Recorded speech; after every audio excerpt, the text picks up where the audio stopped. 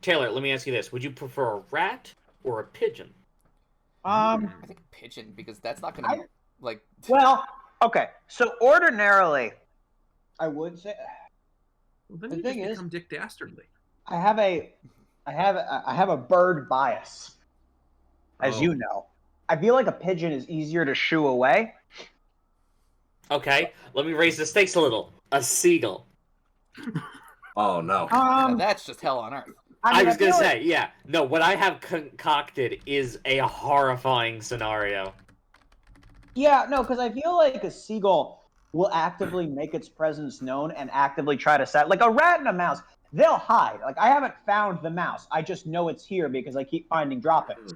A seagull, like the second I take my food, the seagull is gonna fly in and it's gonna eat all my food and then probably peck me a lot.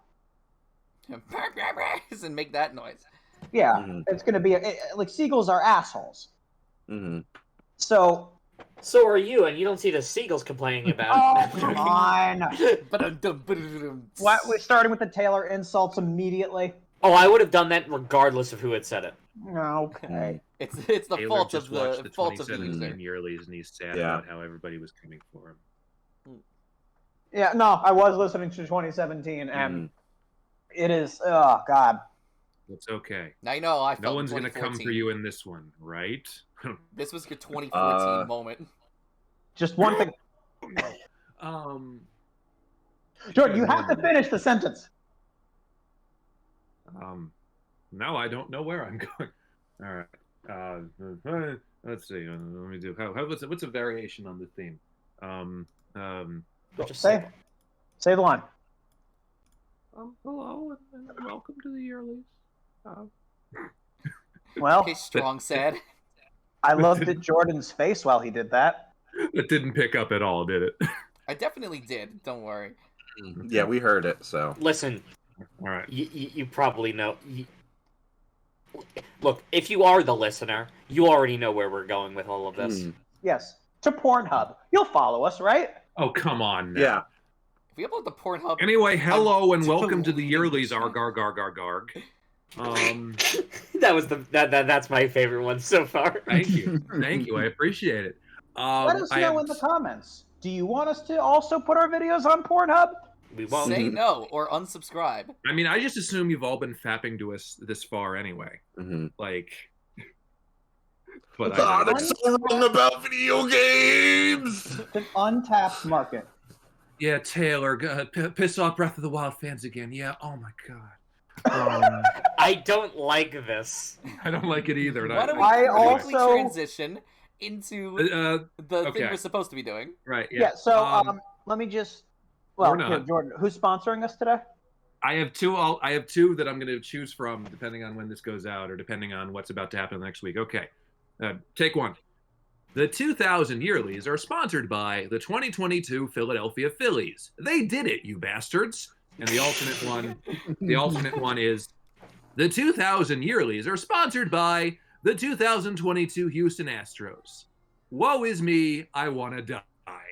Okay, so we have both options taken out of the way. Listen. I mean, you better. I'm not. Both of them. I want to say something. I'm not really a baseball guy. Yeah. But I got to admit, I really appreciate that there is a baseball team that exclusively wins due to Dick Dastardly, wacky racist shenanigans. I love this team. Wait, which one? Oh, the Astros.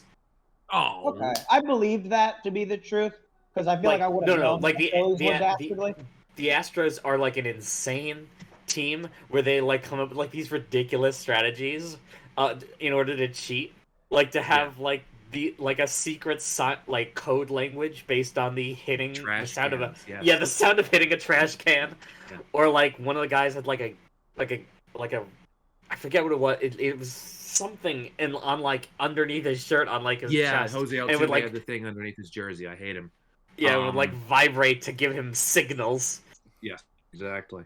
All right. Anyway, we are going all the way back to the year 2000. Not much has changed, but we lived underwater. Thank you. I appreciate it. I was gonna do it. I was gonna do it. We also would have accepted.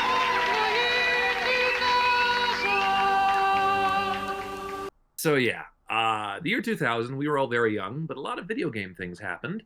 Does anyone have any conscious? The answer is probably no. Does anyone have any conscious recollections of the year 2000 that they think that this Yearlies would be enriched by? No, my sentience was not achieved yet. The only thing that I can think of would be more fitting for a film lease. Oh, yes, folks, the film lease is going to happen soon. I moved. Oh yeah, nice. Like 5 feet, or like if you like to stay To the bottom of a hill, actually. Oh, underwater.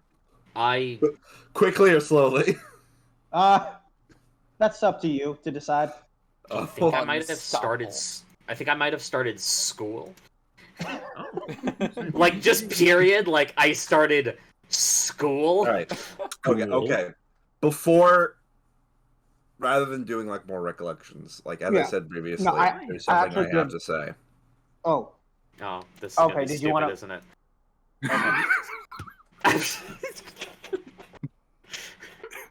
I'm sorry. That was just.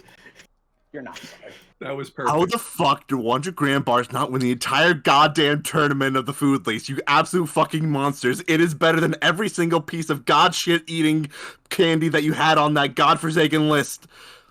Whatever you get to, whatever heaven you're getting to, you're gonna be denied because you didn't vote for 100 grand bars. Okay.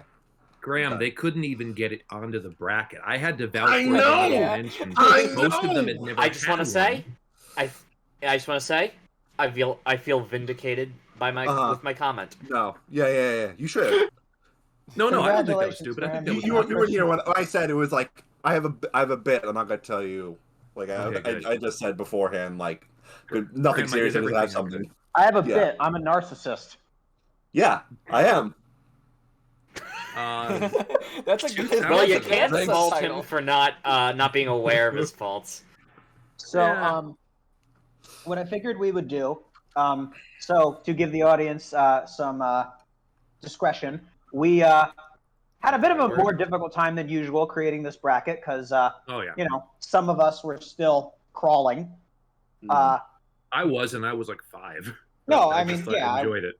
You were not 5. Oh wait, actually, yes, I was. No, I was 2000 is not 1998. Yeah, you're right. Good job, Taylor. Yeah. Math. I'm sorry. I don't want to turn this into, hey, let's bully Taylor again. Yes, you do. We're being nice in this one. No, I genuinely don't. Okay. If it happens, it happens, okay? All right. But I'll do my best. Cut to 3 hours later. If he dies, he dies. Point is, we actually didn't have any honorable. All of the honorable mentions. There were so few of them, and between Clanky, who will be here shortly, and Mick, who did not have 3 picks each, everybody's honorable mentions made a bracket. So what I just thought we could do in these 10 minutes that we're waiting for Mick is just highlight some. Mick's here. What is he? Sorry. While we're waiting for Clanky. Look, Are any of us here, or are we all just recollecting some long dead? I just thought it might be fun to just look at some games that came out in 2000. I didn't know if I was dreaming him or he was dreaming me. Also, I think I left my Lincoln running. Making the bracket of 2000, from my experience, was probably the most difficult yearly choices I ever had to come up with in the entirety of the show so far. I'm so proud of you. You called it a show. Well, it's basically a show, podcast. Who cares? No, I'm proud of you. That wasn't sarcasm. And so it's hard to tell sometimes. And sorry. What I have here is I have 3 games that I was like, okay, I did play these this year, and I do like all these games, and I was like, okay, I'll play one more game to get in, and this one's gonna be a banger. And then I fucking hated it, and this is like, wow, I can't believe I hate this critically acclaimed game. Here's my 3 games, by the way. Also, this one. So yeah, but after 2000, It's only going up from here. My choices are I already have all my choices lined up for every year after this, and it's gonna be a fucking banger. So I'm Can excited. raise his hand? What game? I don't even want to say it because I actually don't want to make Well, it I think public you that I have hate this to. game. Post hang it on. post it in VC. No, Christian, you can because we decided that it may not even have been the game's fault. It may have just been your control. I don't care. I'd rather keep it a mystery to entice the viewers. Okay, well then just tell us. No. Yeah. Post it in know. VC. I'll cut it out. Christian, I will want to cut it entice out. you as well. Mick and Graham Christian- do not give a shit about this game. Most likely, no. Yeah. I don't give a shit about it. If you really care that much, then it's Jet Set Radio. Okay. See, I don't care. Yeah. I like it, but I'm not mad. It's a piece of shit. It's a horrible video game. Okay, well, Keep that in the So recording you- now. Actually, I want it in the recording now. I changed my mind. Okay. There was okay. like a spiritual successor. I don't know if it's like it was like Bomb Set Rush Radio Future? Cyberpunk. No, Yeah. like Bomb Rush Cyberpunk No, no. or something. that hasn't come out yet. Yeah. Oh, I was announced a long Maybe time it will ago. by the time this Yeah. fucking post. No, I love Maybe. indie games. Anyways, Lyle likes Jet Set Radio. yeah, I like Jet Set Radio too, but I don't think it's like it's a very like you play it and then 5 hours later you're done. You know? Well, there's Taylor's What's On guide. Yeah. So just highlighting some other games that came out in 2000 that like, you know, just like worth a mention. Well, Counter-Strike came out. I guess that's important. Yeah, that's important. I have a Deus different Ex Counter-Strike came game out. that I'm going to mention in my honorable mentions later. Marvel vs. Capcom 2. Oh, okay. That's like an arcade important game. Yeah. EverQuest. That's Vagrant a big Story. MMO. Vagrant Story, Uh, which I hear was a bit of a cult following. I'm also going to look through games. Yeah. The one I probably should have put in my honorable mentions, Rayman 2: The Great Escape, came out, and I thought I had the unfortunate experience of playing it with a keyboard, which is not how you should play that game. Yeah, you should have a guitar. A guitar would have been better. A Another- glowing review. I'm pretty sure there's a fan base behind this game, but there's a PlayStation Spider-Man. Yeah, Graham. Yeah. No, yeah, well, yeah, Graham. I've played it. I can't say like I have played it. I remember. Graham, can I ask? Yeah. Is this a case of I played it, I can see why people like it, but I don't? I have a weird like. I do like it. It's just it's a very like there are other Spider-Man games that came out. I've played it like a bunch of times, but like I remember as a kid, I would get stuck on like there's a segment like where you're fighting Shocker, where he's like shooting like bolts down like the tunnel that I would get stuck on.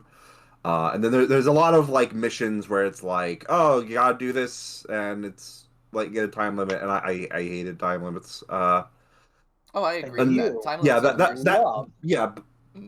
During that days of like when my parents would just get me games, like my PS2 has like a very interesting library because like there's no consistency. Like I don't have a lot of like the biggest games that a lot of people have for PlayStation 2. Like the only platform I had was Pac-Man World 2. He doesn't even have a that PlayStation explains a 2. lot. Yeah. Well, I did, but now it's yours technically. Yeah. No, I think at this point it falls under squatters' rights. Well, not so much. Squatters, right? Well, Graham, you better get squatting. Yeah, but like, I would know my thought process of like, yeah, we're gonna get a hidden Spider-Man game. Not gonna get a Spider-Man 2 though. Yeah. It's an open world. He might get lost. Also, Chrono Cross came out. That's I haven't played that one, but that's a big deal because mhm. It looks like Chrono Trigger is great. yeah. Oh, wait a minute. No, the 2000 Spider-Man game you're talking about, I have not played it because that was for the PS1. Yeah, what did you think of it? Oh no, I was thinking like the first movie game. Oh, that's No. based off the Sam Raimi Yeah. movie. The one 2 based on years Sam later. Raimi. Yeah. Okay. Command and Conquer Red Alert. I haven't played it, but I played the shit out of Red Alert 3. I'm not sure how many fans there are of this, but Samba de Amigo came to the arcades in March 29, 2000, and the Dreamcast October 16th, 2000.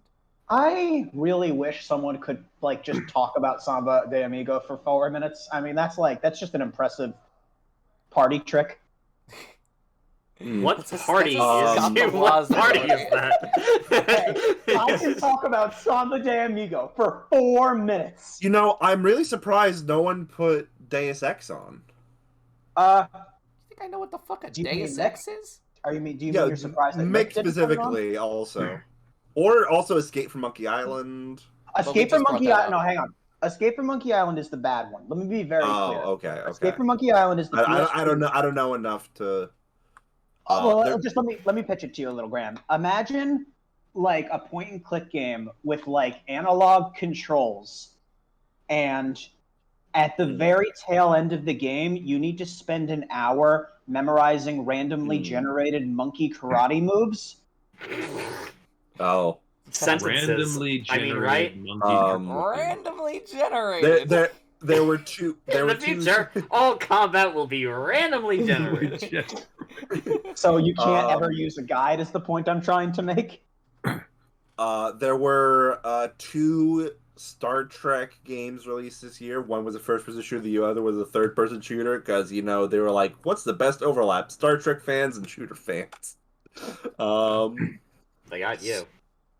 I didn't play them. Oh. Sacrifice. I don't even know what that is. Wario Land 3 came out. That's pretty fun.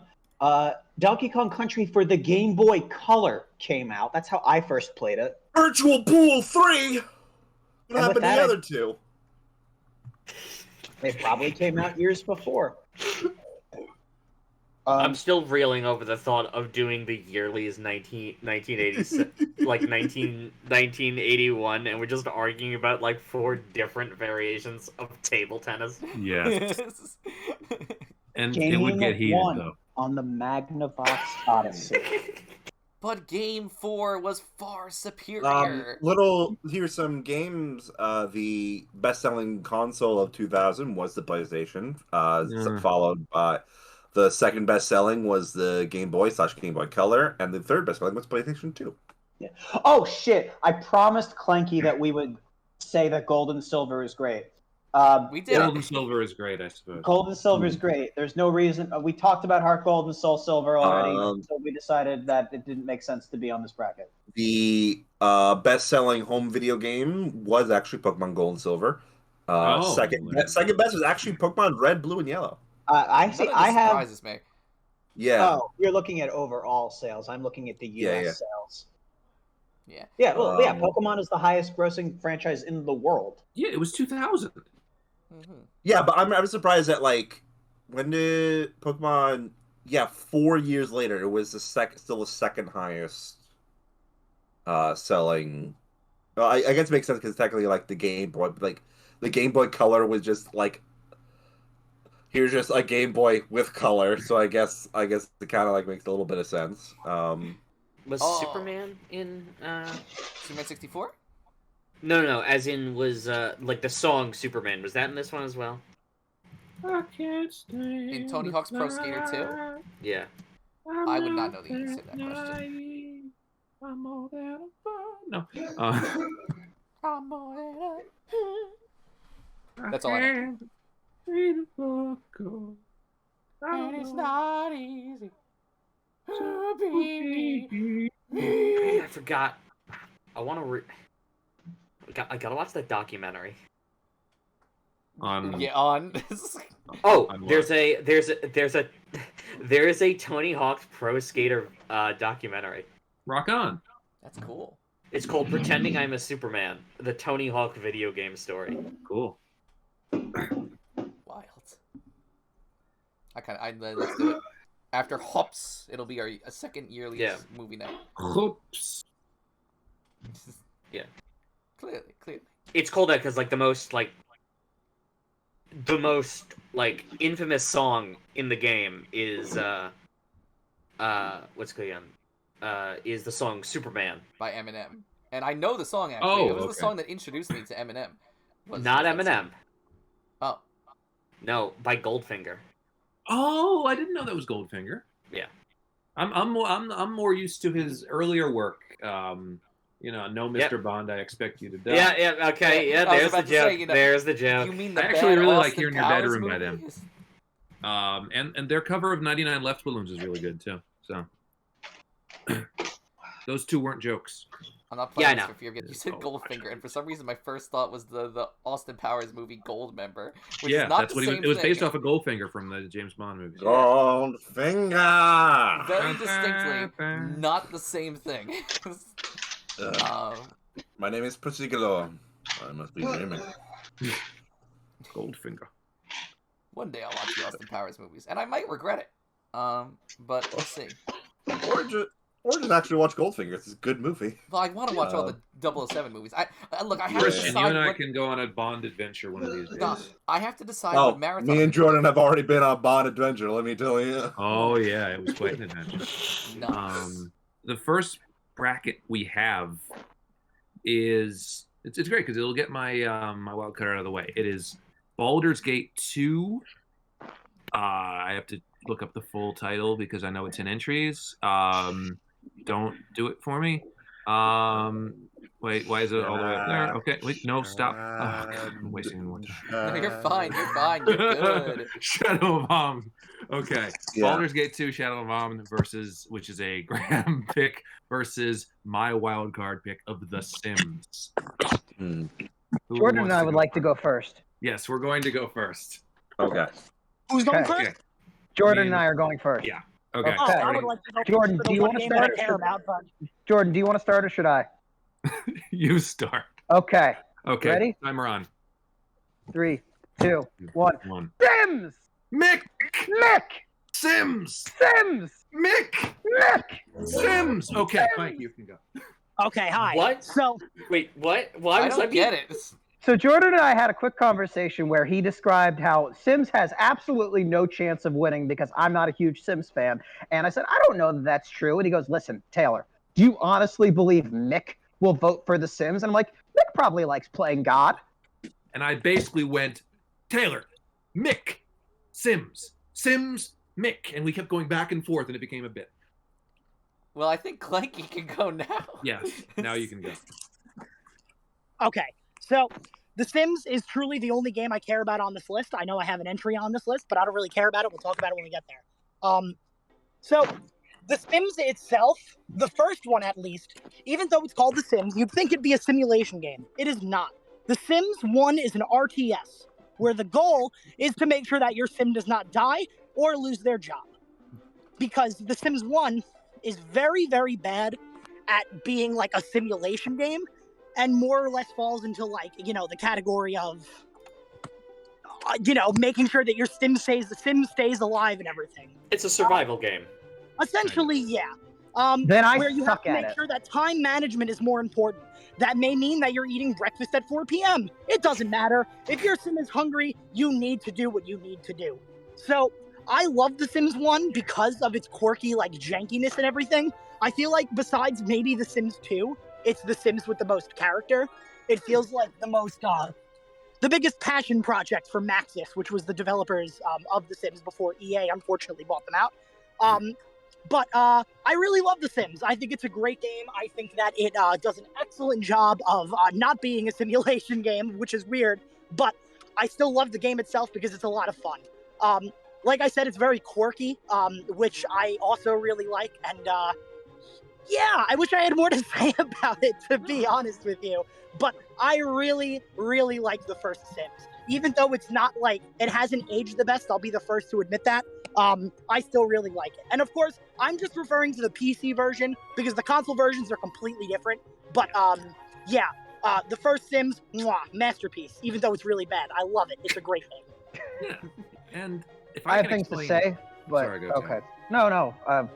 I was going to I say... was going to explain why I put it as my wild card is because in doing a lot of these wild card picks, I've basically become the voice of the popular I know nothing about games gamer. And when you talk about games from 2000, you think, okay, you have all these actual games that have story and then do all these things in terms of graphics and things. Then you think, okay, people are still talking about The Sims to this day. people are still talking about what this did just as a revolutionary thing that video gaming can do. It is still culturally accessible. It is still a game that people will play just to screw around and have a life. Any of the sequels as well apply for this as well. When I was still with my ex-girlfriend, she would every once in a while hop on The Sims and fuck around and try not to kill anybody. This game has a huge cultural footprint, and 2000 as a year of gaming would not be complete without talking about it, or at least bringing it up.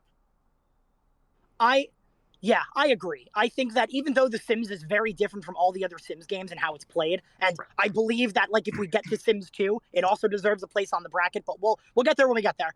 We will. I really do think that The Sims 1 is really quirky and charming for what it is. And also, believe it or not, super quotable. You'd think that it wouldn't be because they speak Simlish, or in this game it's just gibberish. They didn't really refine Simlish yet. But they I can sing like half of the ads on the TV. Like I know there's one that goes like la la oob doob doobie doobie schna. It's so good. I fucking love the quotes from The Sims 1. It's such a great game.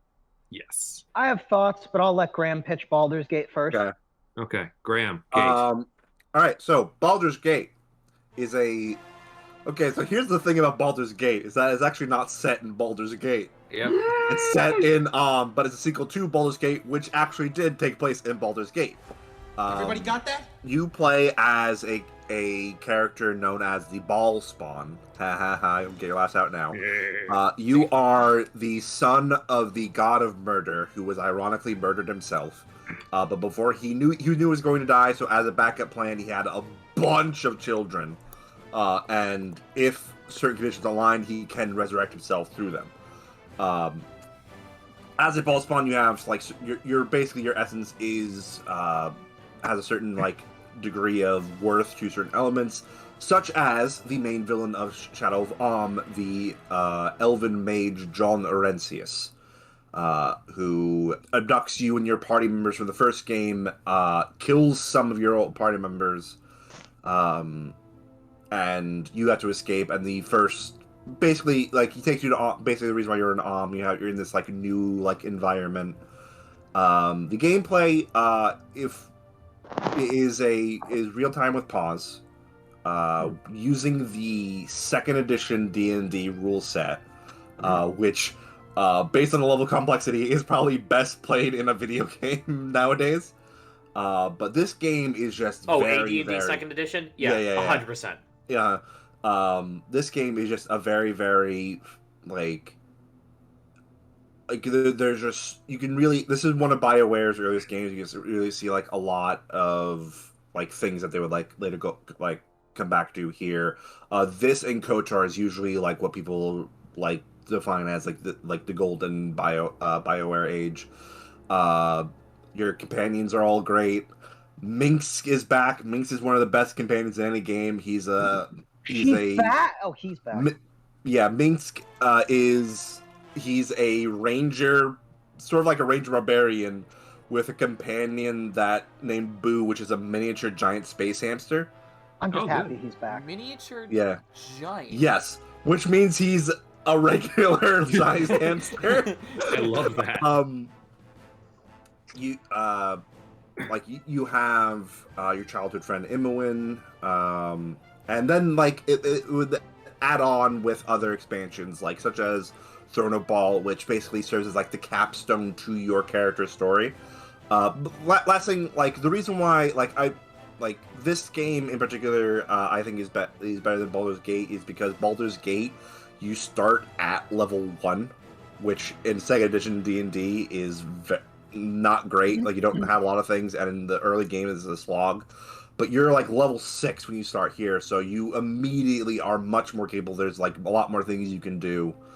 And yeah, they're that high. Well, on a scale of 1 to 20. It's better. Yeah, and like there's just so much of just like the expanded D&D lore that's here. There's a sphere that like it just appeared in the middle of the city that has creatures from Dark Sun. Yeah. I have to say, and one last fun fact I want to mention, because I'm pretty sure this is the case. Correct me if I'm wrong, Graham. but I'm Yeah. pretty sure there's actually no like Baldur's Gate 2 like has a dragon in it, but Baldur's Gate 1 does not. There are no dragons in the first That Baldur's Gate game. might be true. That's something I've heard that before. Um, That weirdly, it's a Dungeons and Dragons game, and there's no dragons. Also, They were on another great thing about Baldur's Gate 2 Shadow of Om, I played it on my phone, and I had no issues. Don't you all Yeah, have phones? You have a phone? Yeah, believe it or not. It's weird. He never called to invite me to watch Shazam with him, so I wouldn't have never You're known that. still... I don't Well, even you know were- how you that's told me relevant you were to this busy. conversation, to be honest. I just feel like Mick wanted to roast Graham for not inviting him to Shazam again. That's exactly what That's I a wanted good to do. bit. Okay. That's a We're really almost good bit. we're almost at 100 times. Yeah. We're creeping Yeah. up on the big 100. Well, I feel like I've convinced as many people as I can convince. yeah, I'll share my thoughts during the vote because I feel like Okay. we don't need to sway people one way or the other with Yeah. these. All right. Any last thoughts on either of these from somebody who hasn't talked? I'm ready to vote. Okay. Oh, hang on. I get it. Graham made a testicle joke. Yeah. He did? No, there's a god. His name was actually Baal, Bhaal. They kind of set themselves up. Yeah, the ball Yes. spawner, as he's Yeah. also known, my child. Hold on. Did you just say the balls monster? Is that what I heard? No, Baal The ball spawn. spawn, not Oh, the balls okay. monster. All right. Tis I, testicules. Motherfucker. Okay, now we're definitely voting. Don't say swears. I apologize. All right, Jordan, pick an order, any order. All right, yes, I still have to do that. We, this time, are going to start with Christian. Fuck yeah. I haven't played Baldur's Gate 2 Shadow of Om. I haven't played The Sims. But I have played The Sims 2. Mm. And I love The Sims 2. Mm. The Sims 2 was so much fun. And The time when you said you weren't going to take care of your sim, and then you decided the last minute to take care of them, you made them take a shower, then they got out of the shower and died. I don't Oh my remember God. this. That sounds 100% like something that would happen. I in Christian. thought I locked him in its 4x4 walled room. We'll talk about it when Sims 2 inevitably is on the bracket, but do I have stories to share about the Sims? Oh, Holy fuck. shit. Well, I'm voting for The Sims, basically, because I figured. because I like The Sims 2. Yeah. Mick. Come back to me. Okay, Clanky. Oh, that's going to be The Sims. Uh-huh. Graham. Baldur's Gate 2, baby. All right, Taylor. It's I don't like The Sims. Fuck went to- you! I went to a PC Richard. I bought The Sims, except I didn't buy The Sims. I bought an expansion pack, so I spent 2 weeks trying to install it, not realizing I needed the initial copy of The Sims. I went to Hebrew school. My fucking Hebrew teacher had a copy of The Sims. I installed it. Finally got to play the game. No one told me you could kill your parents. My parents died. I was mortified, and then I fucking stopped having fun. I vote for The Sims. Boy, Yes! Yes! I was scared there for a second. I was like, you're really not going to vote for The Sims? I stand by You everything did I for said. Ratchet and Clank because of a Greatest nickname vote in anyone's school. ever done. Mick, we still need your vote for posterity. I'll vote for Baldur's Gate then. Okay, 3-2, the Thim. I stand by everything I said. So that's great, though. I love that. Taylor's mad that Um, I didn't read expansion pack on the expansion pack. Listen, The Sims didn't want me to have a good time. I also want to say, like, I'm sure your Hebrew teacher was just like a perfectly normal guy. But in my head, when you said my Hebrew teacher, my first thought was like this old wizened rabbi The guy from who just so happened to have a copy of The Sims. The exact opposite. It's like the guy from A Serious Man who pulls That's out exactly what I was thinking of. Oh, I was good. thinking of Oh, the rabbi from A good. Serious Man with and all Jefferson the hope Airplane. within you dies. No, he was Don't like you want somebody this, to love. he was like the safe romance option in a romance movie. That's so fun. Oh my. I like the old person analog because I imagine him like reaching into his trunk of his, he blows the dust off his trunk, and then opens it up, and there's just all these tools in there and in the corner. It's a copy of The Sims. I always take it with me. Never leave the synagogue without it. He didn't have an inflection. Oh, sorry. Never leave. And he also wasn't old. But it's funnier if he is old. Well, I mean, look, he's probably old now, but... Do you think he still has The Sims? I don't know. We don't have that, Christian. I was just gonna ask that. You Look, never lose. I'll the look. Sim. I don't even remember his name. I can't even look him up. His name is Old Wizened Rabbi or whatever. His Mick name is He's Rabbi not Simsman. old. Rabbi Simsman. Okay. Rabbi Simsman. Rabbi Simsman, yes. Why didn't I'm you allowed to make these obvious jokes because I'm name? half Jewish. Moving on now. Oh God. Yes, let's move on to the next one. Okay. The next one is The Legend of Zelda. Majora's Majora's Mask, which is a Taylor pick, versus another Taylor pick, ironically, Mario Party 2. I'd like to start. Okay, Christian, you will be able to start. I'm starting the timer in 3, 2, 1, go. So first of all, with the way that the honorable mentions were on this list, Mario Party 2 is actually two people's picks this year. It is Taylor's pick. It is also my pick. Okay. And secondly, I have things to say about both these games. I'm going to start off by saying The Legend of Zelda Majora's Mask is a game that I have not played. But, as someone who has played Ocarina of Time, and someone who has a passing interest in the Zelda franchise, I have to say that out of all the games on this bracket, honestly, I might have the most respect for Majora's Mask. Here we go. I think Majora's Mask might be one of the most interesting video games ever made. Absolutely. And there are so many different, facets that can be talked about, whether it's the weird dark undertones, the fact that you're teleported to this town where, this is a sequel of Ocarina of Time, but all of the people in this new world you appear in are also people from the previous game, so it's like you're waking up in this dream world where everyone you know looks the same but acts different, and it's really and have weird. Different names for some reason. Oh, this is Malin? No, this is Romani. It's bizarre. I love the game's grim, bleak atmosphere, and everything about the final act is sublime. It's kind of short, but it kind of lives off of its side quests, and that's kind of what makes the game great. It's not really short. Keep in mind. Go ahead. Yeah, my mind is kept. I was going to say, now keep in mind, while Christian's saying all of this, he sold me his copy of Majora's Mask for $10. Because I did not have the refined appreciation for Majora's Mask. Here's the thing about Majora's Mask.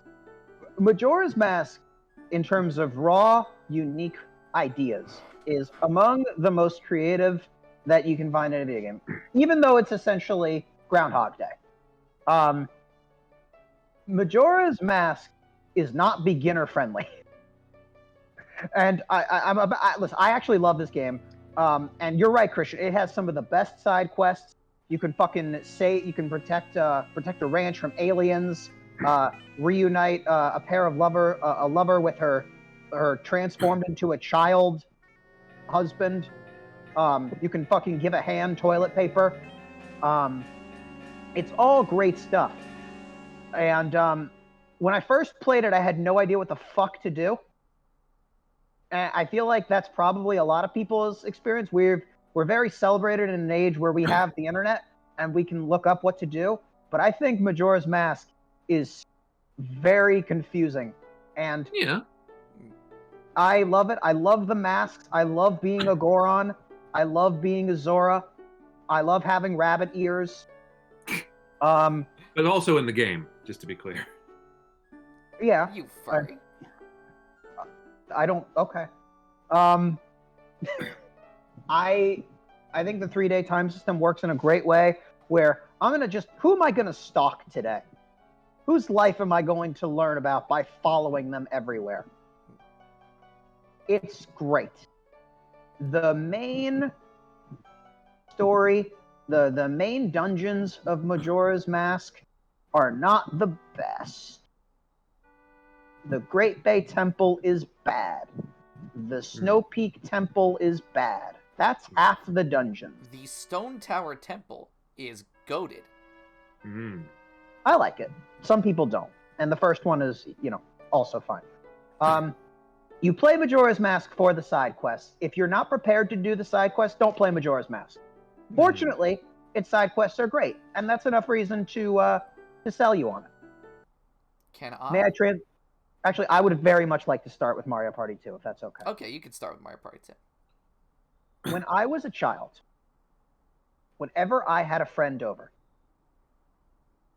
this is the game we would play. This is the first game I always would go to, is Mario Party 2. I know everything about this game. I got my N64 for Hanukkah. The very next day, Mario Party 2 showed up, and Mario Party 2 and I have been best friends ever since. We do everything together. We celebrate Thanksgivings together. We eat meatballs together. We tell our friends not to steal from each other when only two of us are playing together. We ride the train on the minigame roller coaster together. Mario Party 2 and I are probably the best friends. Mario Party 2 is probably my best friend. Hey! It's just, Mario Party 2 is comfort food. Mario Party 2 is the game I probably know the best, the game I am most likely to want to play with another soul. It is the thing I look forward to every Thanksgiving. It is my Thanksgiving tradition to play it with my cousin.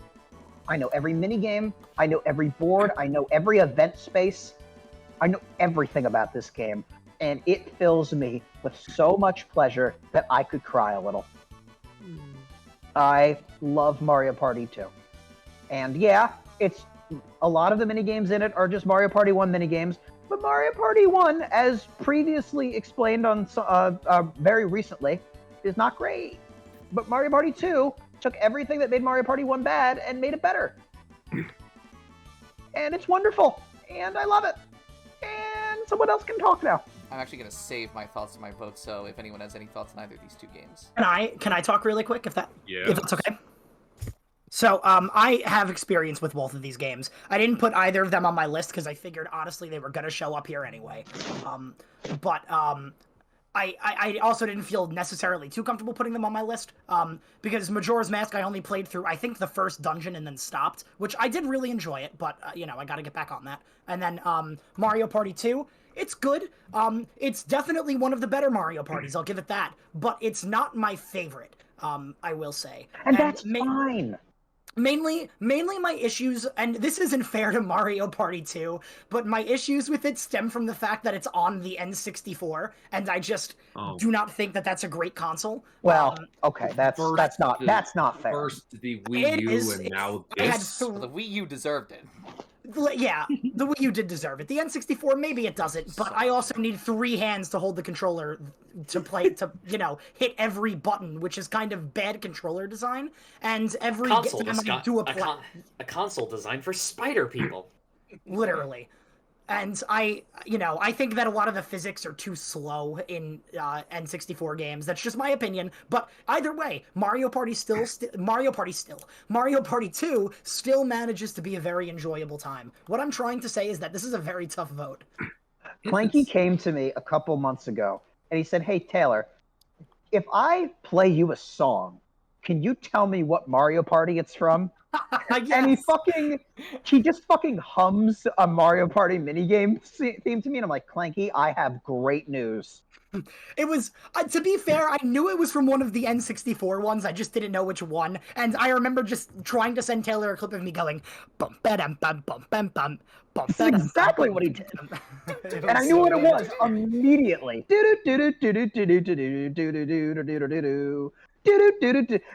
Like, I feel like most people, if you've played Mario Party 2 literally one time at least, you know the song. Yeah. Ultimately, what you got here is a game with some of the best atmosphere and world building of any game, and one of the best multiplayer experiences you're ever going to have. Yeah. All right, I think we're ready to vote. Can I make a quick comment before we move on to the vote? Yeah. Taylor, I gotta say, if people didn't know you were Jewish before, they certainly do now. Because round 1, you mentioned your Hebrew teacher, and then this, you mentioned you got Mario Party 2 for Hanukkah. Hey, in these times of unrest, it's good to have solidarity, you know? I mean, it's not as though I was keeping being Jewish. Yeah, No, I know. I just think it was just funny that you mentioned that you alluded to Oh it my twice. God, guys! We can cite the 2000 Yearlies Yeah. as the Yearlies where Taylor admits he's Jewish. And That's George an is amazing note to jump in on and Yeah. have no context. Yeah. right. Yeah. So let's vote if we're ready. Once again, we're starting with Christian. The Legend of Zelda Majora's Mask, despite the fact that I have not played it, is probably going to be my favorite Zelda game, and it will probably be one of my favorite games of all time. Mario Party 2 is like my 4th or 5th favorite Mario Party. I'm voting for The Legend of Zelda Majora's Mask. Right. Okay. Mick. Come back to me. Okay. Clanky. Can you come back to me too? Okay. Graham. I don't care if it's like unfounded or founded, but the theory that every town in Majora's Mask is a representation of one of the stages of grief is just very fascinating, interesting to me. And especially this is a Zelda game, so I'm definitely voting for Zelda. Okay. Taylor. I enjoyed my time with Majora's Mask quite a bit. I think it's better on 3DS because it mitigates a lot of the features that made the N64 version bad. But it's probably like I don't even think it's my 4th or 5th favorite Zelda. So Mario Party 2. Okay. And just to make sure everybody knows, it is 2-1 Majora's Mask. We go back to Mick. Hey Mick. Yeah. I'd rather play Mario Party 2. Okay. I was gonna say I wouldn't be. I could see you. I could see you being a bigger Majora's Mask fan, but I won't complain. We tie that up. It's tied.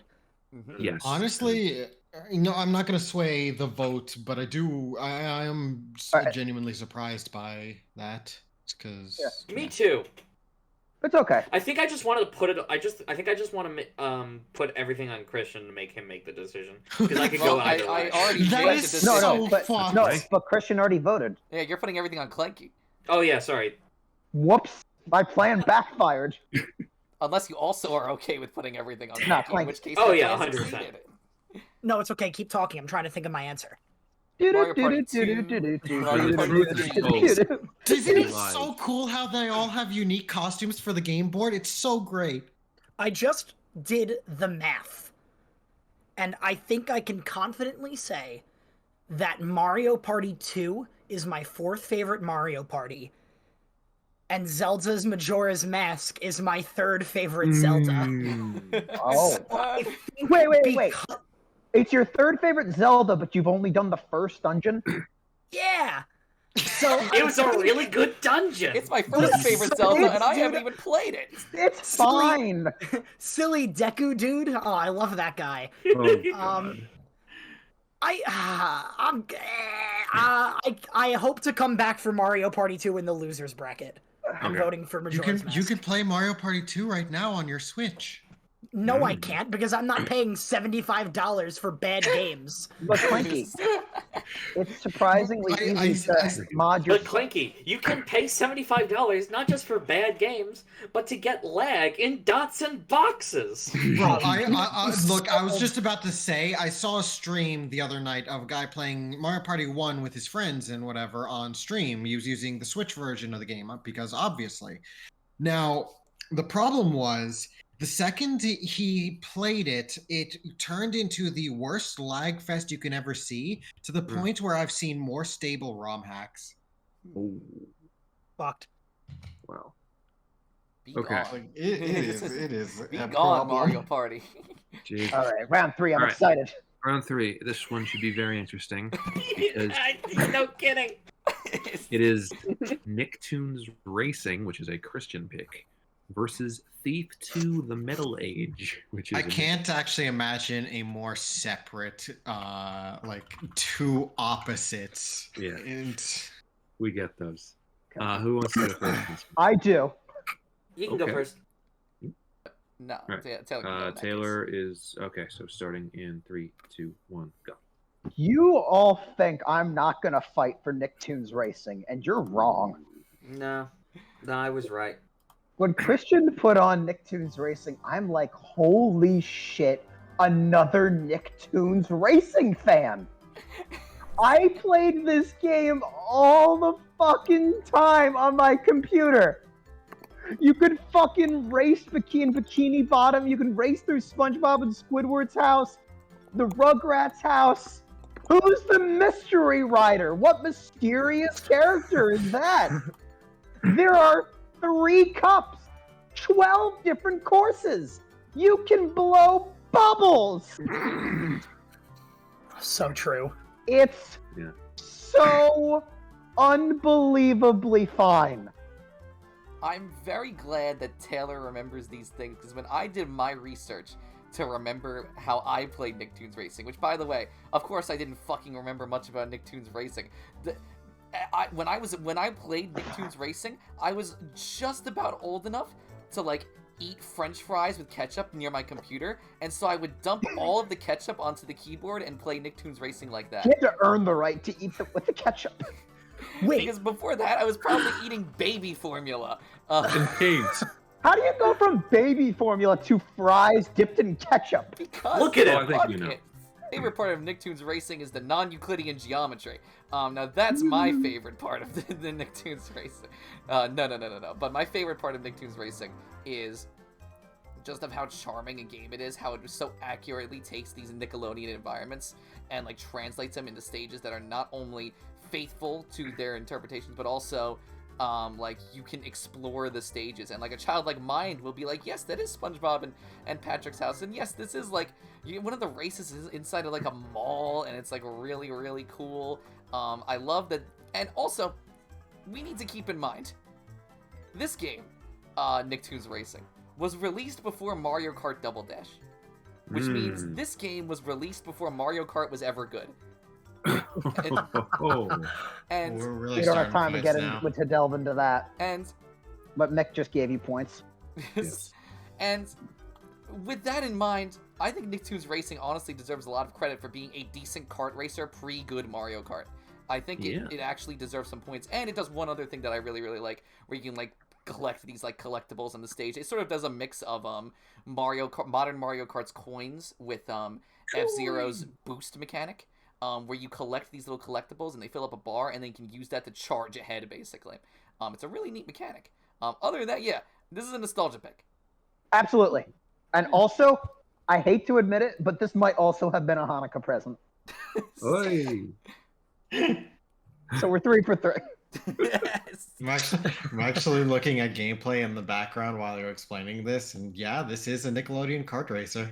All right, we don't need to. Yeah, Exactly what it says. Christian and I have made our peace. We're prepared to accept the consequences of what happens going forward. Look, I'll give you credit. I mean, you definitely made it sound somewhat exciting. You know, I'm surprised people took this long, considering Jordan has edited a yarmulke onto your character's hat for every single Yearlies going up to now. I'll have to look not. again. He did not. That It's is a little tiny one. For legal purposes, it's a joke. So, I love stealth games. Mm-hmm. The first Thief game, FIFA World Cup. Ah, the first Thief game, Thief the Dark Project, is one of the greatest stealth games ever made. However, the developers, Looking Glass Studios, weren't entirely confident in the ability of a stealth game to sell, and so they broke up half of the game as stealth, and the other half of the game is walking around desolate locations, fighting zombies with horribly inefficient sword combat. But the stealth was so great, it overshadowed those bits. For Thief 2, the Metal Age, they were like, okay, no more weird fighting zombies and sewers levels. yeah, you always have that phase. Yeah. And so there's very few monsters, no more mazes, and instead, you are going into buildings and sneaking, and trying to sneak around normal people. The premise of the game is that it's a direct sequel to Thief the Dark Project, where at the end of Thief the Dark Project, you wind up killing the Woodsy Lord, who is this pagan trickster god in the woods or whatever. And once that happens, the pagans sort of recede into the wilderness, and the religious group that opposes them, known as the Hammerites, begins to grow more powerful, but then eventually splits into two sects: the Hammerites proper and the Mechanists. And the Mechanists have start to gather power and more control over the city, and begin introducing a lot of advanced steampunk technology into the world. So the game, so while the first game was vaguely medieval with maybe some more like steampunkish elements, this game introduces security cameras, robots, submarines, like just increasingly advanced technology to make sneaking that much harder and that much more interesting. Also, you have a robot. Also, you have a like a mechanical eye that you can use to scout things. Oh, a Columbo. Sure. The gameplay is, as I said, it's a stealth game. The way the game largely works is that you have to complete various mission objectives by evading the notice of guards and levels. You have to avoid areas lit by a lot of, areas lit by light because they will be seen. But you also have to make sure that your footsteps aren't too loud, and so you should always try and step on carpets if you can, or not move too often. You have a sword, which should only be used in absolute emergencies. A blackjack, which can be used to knock out people.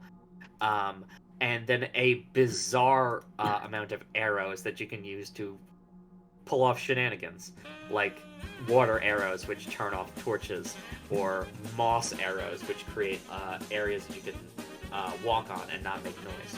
Moss, you say? Moss. Yeah, moss. Thief 2 is quite possibly one of my favorite games of all time, period. It is the best stealth game that focuses on sneaking. The best stealth game that focuses on disguises is still Hitman. But I would consider them... I regard Thief 2 about as highly as I regard Hitman 2, but for different reasons. Also, the main character of the Thief series, Garrett, is this'll probably matter to Graham and no one else. Yeah. Graham, do you know who voices him? Yeah, I know who voices him. I got to bring up the fact that in Skyrim, the leader of the Thieves Guild is voiced by the same guy as kind of like a joke. I was going to mention something else. He also is the voice of Corvo in Dishonored 2. Yep. Which is yeah. Oh, and actually, and then there's two other things that I think just you particularly will be interested in. He plays Nick Valentine in Fallout 4. Yeah, he does. I love Nick Valentine. Yeah, and he's Dr. Bellamy in Prey. Oh, yeah. Oh wow, those are two different. Oh wait, no, Fallout 4. Okay. Yeah, I'm ready to vote. Okay. Also, Nick, I think you mean the best sneaking game is Sneak King, but it's okay. That ever gets on a bracket. And the sequel, Sneak King's Quest. No, that's even worse. I didn't even hear what he said. Sneak King, go to the pole. Sneaking, go to the pole. Sounds like It makes sense, but it makes as much sense to what she said. Oh man, I just realized now that a fucking Burger King game is almost guaranteed for one of the brackets. No, it's not. Going to No, Pokemon it's not. Snap. No, it's not. Stop. All right, let's vote. All right, We've already had I my will first cry. Jordan rolls sideways onto the bed moment of the night. Okay. All right. It's the worst joke I've ever made. No, that was amazing. Okay, we should probably vote. We start with Christian. I'm gonna vote for Nicktoons Racing, but I want Thief 2 to win. Okay. Well, Mick. Thief 2. Clanky. Mick, I'm sorry. I'm so sorry. Christian. But I'm voting for Nicktoons Racing because that's a game I've played and enjoyed. I don't think you should be blaming me. I'm the one who played this game with ketchup in my keyboard. Yes, blame. You voted for it, even you don't want it to win. Because I like this game more, but I would feel bad if Thief 2 got kicked out. Imagine a cult classic video game losing to Nicktoons Racing. Don't rub it in. Oh, no. All right, do I go? Okay. So fun fact, I've actually played Thief 2 back in 2018. I played 13 minutes of it, and in the time it took for Mick to talk about it, I re-downloaded it. Hog. Ooh. So I am voting for Thief 2. Okay. And it's down to Taylor. Taylor, please, you can't do this to me. Mick, the difference between me and Christian is I actually kind of want Nicktoons Racing to win the bracket because I think it would be amazing. Yeah, it will be. But listen, Mick, it is. When I saw Nicktoons Racing, I was filled with nostalgia.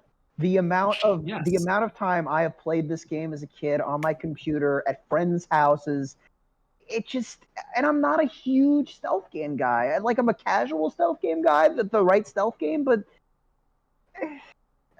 I don't know if Thief 2 is the one, man. I'm sorry. Listen, you know what? I should have. I should have known. I've seen you. I've seen the taste in chocolate you fuckers have. I should have known. Parts, 100 fan parts. Listen, Mick. He's coming in like you can talk when Witch. you played Nicktoons Racing, and when you know who the mystery rider is, we'll talk. I will kill you. All right, we have death threats. This is great. Yeah, well, that's not really new. At least now Mick won't hate WarioWare DIY. But we had Right? to bring it up because it's very important to bring it up every year. No. Oh, come on, don't. Okay. I'm sorry, Mick, I'm not doing this to be mean. I genuinely was. No, I know thrilled that. to I'm see not mad at Nicktoons you. Racing. I'm mad at Christian, and I'm mad because there's a genuine chance that one of my two picks is going to get killed because of Nicktoons fucking racing. I don't know what to say. I'm sorry. Whoops. All right. Blame Christian. Blame Christian. Yes. Pretty much. So now you know what it feels like to have your WarioWare DIY moment. We know how it feels every. That was my moment. And I'm off the bed again. All right, Christian, submit the vote. He didn't vote. What do you mean? Taylor. Who didn't vote? I voted for Nicktoons Racing. All right, there we go. Ages ago. You did not cement that vote. Look, I've had like 7 Hanukkahs since we voted. There's only supposed to be one.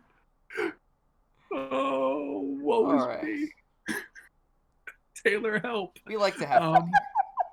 Okay. Yeah. We have next. We actually have 2 Mick picks. We have Tony Hawk's Pro Skater. 2 versus Perfect Dark. Pro Skater 2? Yeah. Oh, goddamn, that better win. Oh, well, you never know. Who wants to go first? I'll go first. For both of them. Fuck it. I don't know. Yeah. Tony Hawk's Pro Skater 2 is a Tony Hawk game where you skateboard. Perfect Dark is it's GoldenEye but with woman. Hooray! Let's vote for fucking I don't know. Nicktoons Racing. Yeah, let's vote for Nicktoons Racing again. Put cigarettes out of my dick. Call it a day. Let it go, Mick. No, I refuse. Mick, part of being a part of the Yearlies is that your favorite games are gonna get fucking destroyed sometimes, and you just as a bystander, I watch you guys like murder some of my favorites, and it's like the fuck, guys. I'm still not over Tomodachi Life. Dude, neither am I. Kyle, what's it going on? Christian mentioned earlier he hates Jet Set Radio. Wait a minute, Nick, now you're just trying to get Christian in trouble. Talk about why Perfect Dark and Tony Hawk Pro Skater I'll are actually two start good the fucking thing now. You didn't even start the timer. Okay. Yeah, because I was going to, and then you went on the what was So okay. Woe is Mick. I don't say this lightly, but I feel like Mick is having a Joker moment. I think this, but the thing is, this is probably like my 4th or 5th Joker moment in the Yearlies. Yeah. Hell, I had one during the chocolate foodlies. Oh my god, yes, you did. And right. just to see beautifully well-crafted Italian chocolates get demolished by American mass-produced garbage. Ooh. Can we fucking start round 4? Yeah, all right, go, please. Sure. All right, so, okay, here's the thing. I actually don't know what else to say about Tony Hawk Pro Skater 2. All right, then I'll start. Okay. Go. I haven't played Tony Hawk's Pro Skater 2. Oh my god. But my god, what the fuck? No, that's not really true. I haven't played the original. I played the remake. I played the remake very recently this year. And I think it's great. I think I grew up on Tony Hawk Pro Skater 3. It was a Hanukkah present. Oh my god! Seriously? Yeah. Okay. This year is just like the year Taylor becomes aggressively Jewish. This was the year Taylor became a man. To be fair, this is the year 2000, so this is going to be more childhood stuff. So like, yeah, no, this is. So it would make sense that he's getting them because, like, I mean. Yeah, these are very well. Again, but I think we're up to like 4 or 5 Jewish jokes. They're not even a joke. It's just observing. No, they're not jokes. I'm just sharing. Just wait until I get to the games I got for Buddhist New Year. Anyways, listen, Tony Hawk Pro Skater 2 is a lot of fun. I don't have as much nostalgia as I do for Tony Hawk Pro Skater 3, but I do have a lot of respect for the Tony Hawk because I feel like it's a very fun arcade-based, like, how can I grind on rails and do wheelies and ollies in such a combination of ways that I will make all the points. And figuring that out in 2 minutes while collecting letters and videotapes and grinding the magic homeless man it's just a really fun romping time. And I learned, I was reminded of that when I played the remake. I exclusively play as Tony Hawk because I don't know any other skateboarder's name ever. And if you tell me a name, I will forget it immediately. And I just think Tony Hawk Pro Skater has a unique style that not a lot of other games have. Like, I think Tony Hawk is very much its own thing. Like, other games emulate Tony Hawk. Like Disney skateboarding exists because Tony Hawk exists. Not the game, the person. Point is, Tony. If I can slightly piggyback what you're saying, there's an ebb and flow to Tony Hawk Pro Skater, where as soon as you start to really understand the game, you can just do trick after trick after trick and feel like a fucking badass as you're just skateboarding throughout the entire park, getting collectibles, Easter eggs, whatever. When you learn how to play sequences and shit. When you learn how to play, it's a very good time. They told me I could do that in Jet Set Radio. Okay, Jet Set Radio is a different beast. They told me that was possible. And they was lied I there when that was said? It still is. And Christian, again, Jet Set Radio exists because Tony Hawk exists, quite frankly. Fuck you, Tony Hawk! Whatever, people love that game. I'm glad they have what they love. Yeah. So, okay, I rescind my fuck you, Tony Hawk. Was I there when you were like gaslit over Jet Set Radio? Apparently? No, I don't think anyone was there. I just even exposed to many videos that Jet Set Radio lets you do lots of tricks and do movement, and I'm like, fuck yeah. But whatever. You kind of need to know the game a little bit more. It's not as smooth and fluent as Tony Hawk Pro. But Jet Set Radio isn't on the list. Yeah. What I will say is, I have not played either of these games, but I have sister games to both of these, which I have played. I have not played a single Tony Hawk Pro Skater game. However, I have played a lot of the GameCube and PlayStation 2 ATV games. You know, the ones that let you ride around in an ATV and go into this map and just do tricks fucking everywhere all over the map. Like, go up on, like, basically a skateboarding game, but you're in an ATV instead. And I love those games, and I think they're so much fun. I have not played Perfect Dark, but I have played 007 GoldenEye. Yeah, so and that's one of my favorite games. So, Rare made GoldenEye 007, and everybody loved it. Rare made GoldenEye 007. Yes. Yes. and they were about to make Tomorrow Never Dies, and then they were outbid by Electronic Arts. No. So instead, they just made a new one. They just took the game they were working on, and then they drowned themselves in Ghost in the Shell for like 3 days, and they somehow wound up with Perfect Dark. You play as Joanna Dark. Yeah, trying to stop the alien conspiracy, corporation evil stuff. Isn't it like where you have multiple difficulty settings and you'll get different objectives based on like what difficulty Yes, setting? it's that kind of thing. Yeah. It is the same thing. Actually. Yeah, no. It is exactly GoldenEye 007, just with a different coat of paint. Also, it's aliens. It's about aliens. You fight aliens. Yeah. Everybody loves aliens. Yeah. Everybody. You never go into space. No, I know. The aliens stay here. Yeah, no, my Perfect Dark problems stem from it being kind of like 007, which I kind of don't like. Oh, how come? I just don't think it's aged very well. Yes, I don't, Taylor, yes! Okay, I thought I'd get vehement disagreement, actually, from you. I'm an army of one. I thought I liked GoldenEye, and I know we're not talking about GoldenEye, but I assume Perfect Dark plays pretty similar. They're both Rareware first-person shooters. It does.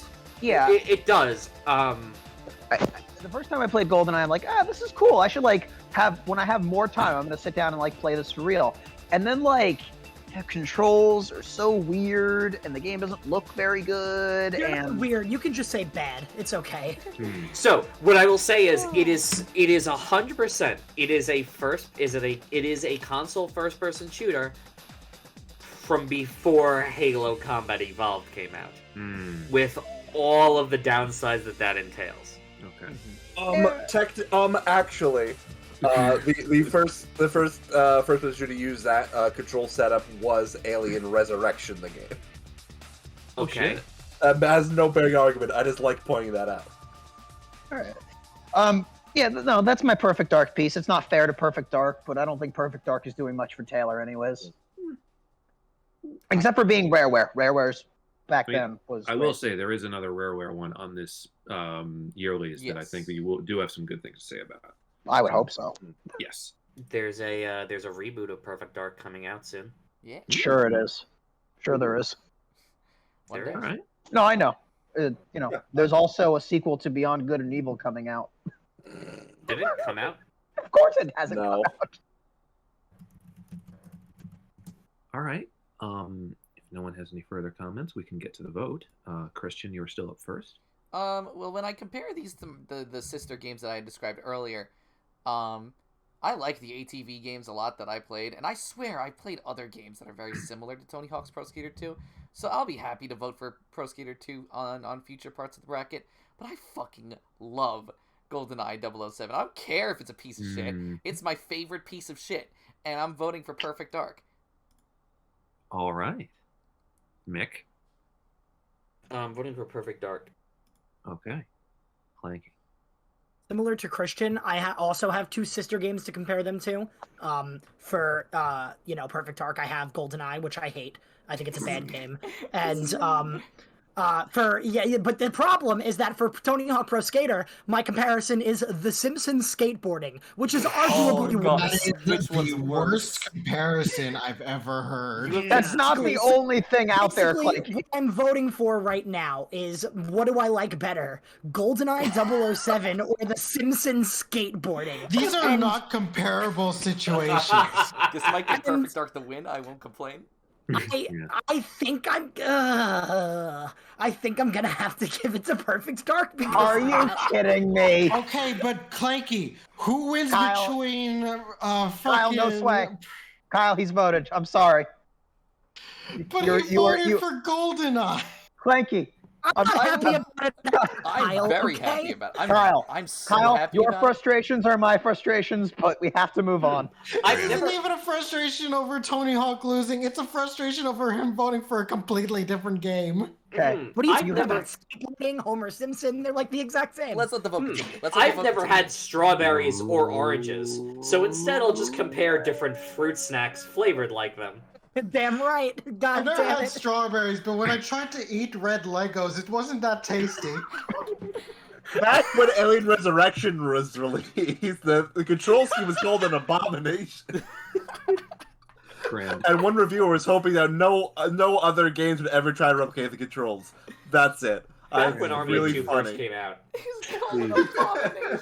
I implore you, I beseech you, Graham, please vote. I've played a little bit of Perfect Dark, so I'm voting for it. 4.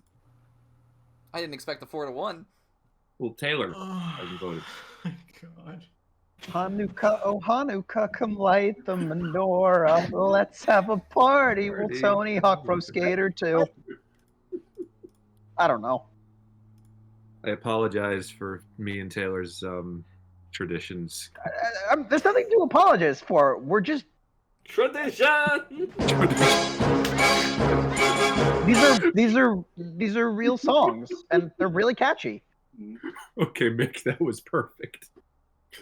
Oh, was that not the intentional joke? No. Oh, fantastic. Oh, man. Always go Fiddler if you want to. Okay, we have Spyro Year of the Dragon, which is a Taylor pick, versus Skies of Arcadia, which is also a Taylor pick. These were two of the addendum picks. With that in mind, Taylor, do you want to go first, or is anyone Sure. else? Okay. All right. The clock is starting now. Are you guys ready? Yeah. All right. Pirates, but sky. Mm. Sky pirates. Skyrates, if you will. Yes. Yes. That would be a great term. That's Skies of Arcadia. So Spyro. Skies of Arcadia is a Sega RPG, and it feels like Sega. I don't know how to describe it. It is a Dreamcast RPG. I played it on the GameCube, where it has better loading times and I think a little extra content. It's really fun. It was like whenever I was playing, I'm just like, yeah, this feels Sega, and it's a turn-based RPG where you fly around in the sky. You get treasure. You hunt down different landmarks. You have airship battles. You can recruit a crew. You can collect little birds to help a girl speak. It's really fun. That description makes it sound like you're having a breakdown. You can collect birds to help a girl speak. You can start a family. I think they're birds. Maybe they're not birds. I don't remember. Well, birds yeah. aren't real.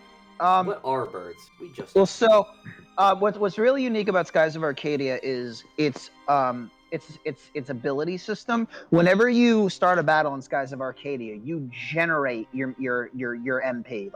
In most games, each character has their own individual magic point system. But in Skies of Arcadia, they build naturally every turn. So you all three of your party members pool together their skills. So you have you have to pull together your resources to decide what to use. I personally go for the character Aika. I wait one turn and then use her group attack, which almost always kills every enemy, and have very minimal problems throughout my experience. And it's fun, and I like it. And if it's not too obvious, don't remember it super well. But Vice is a really cool lead. The very first thing he says is he's robbing another ship. He's like, "Of course I'm robbing you. You guys have the best shit." And That is a direct quote from an E10 plus Sega game from 2000.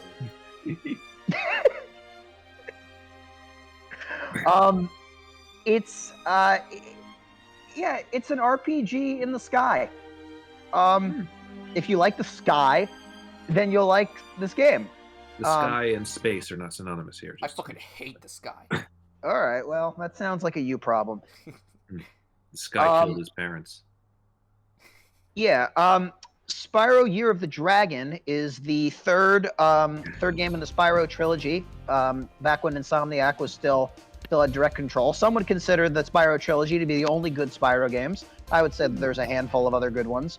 But Year of the Dragon is one of the best. we haven't had a chance to talk about Spyro yet. It is essentially a collectathon where you go around collecting gems and whatever MacGuffin that game has to offer. In the first game, it's crystallized dragons. In the second game, it's orbs. And in the third game, it's dragon eggs.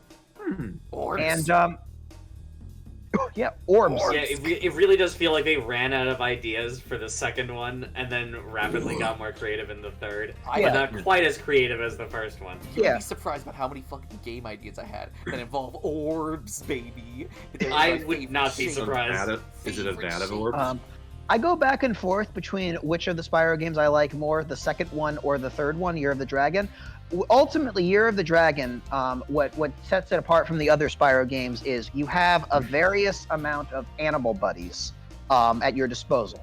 Basically, the big bear Moneybags has caged up a series of animals, and if you bribe him, he will set them free.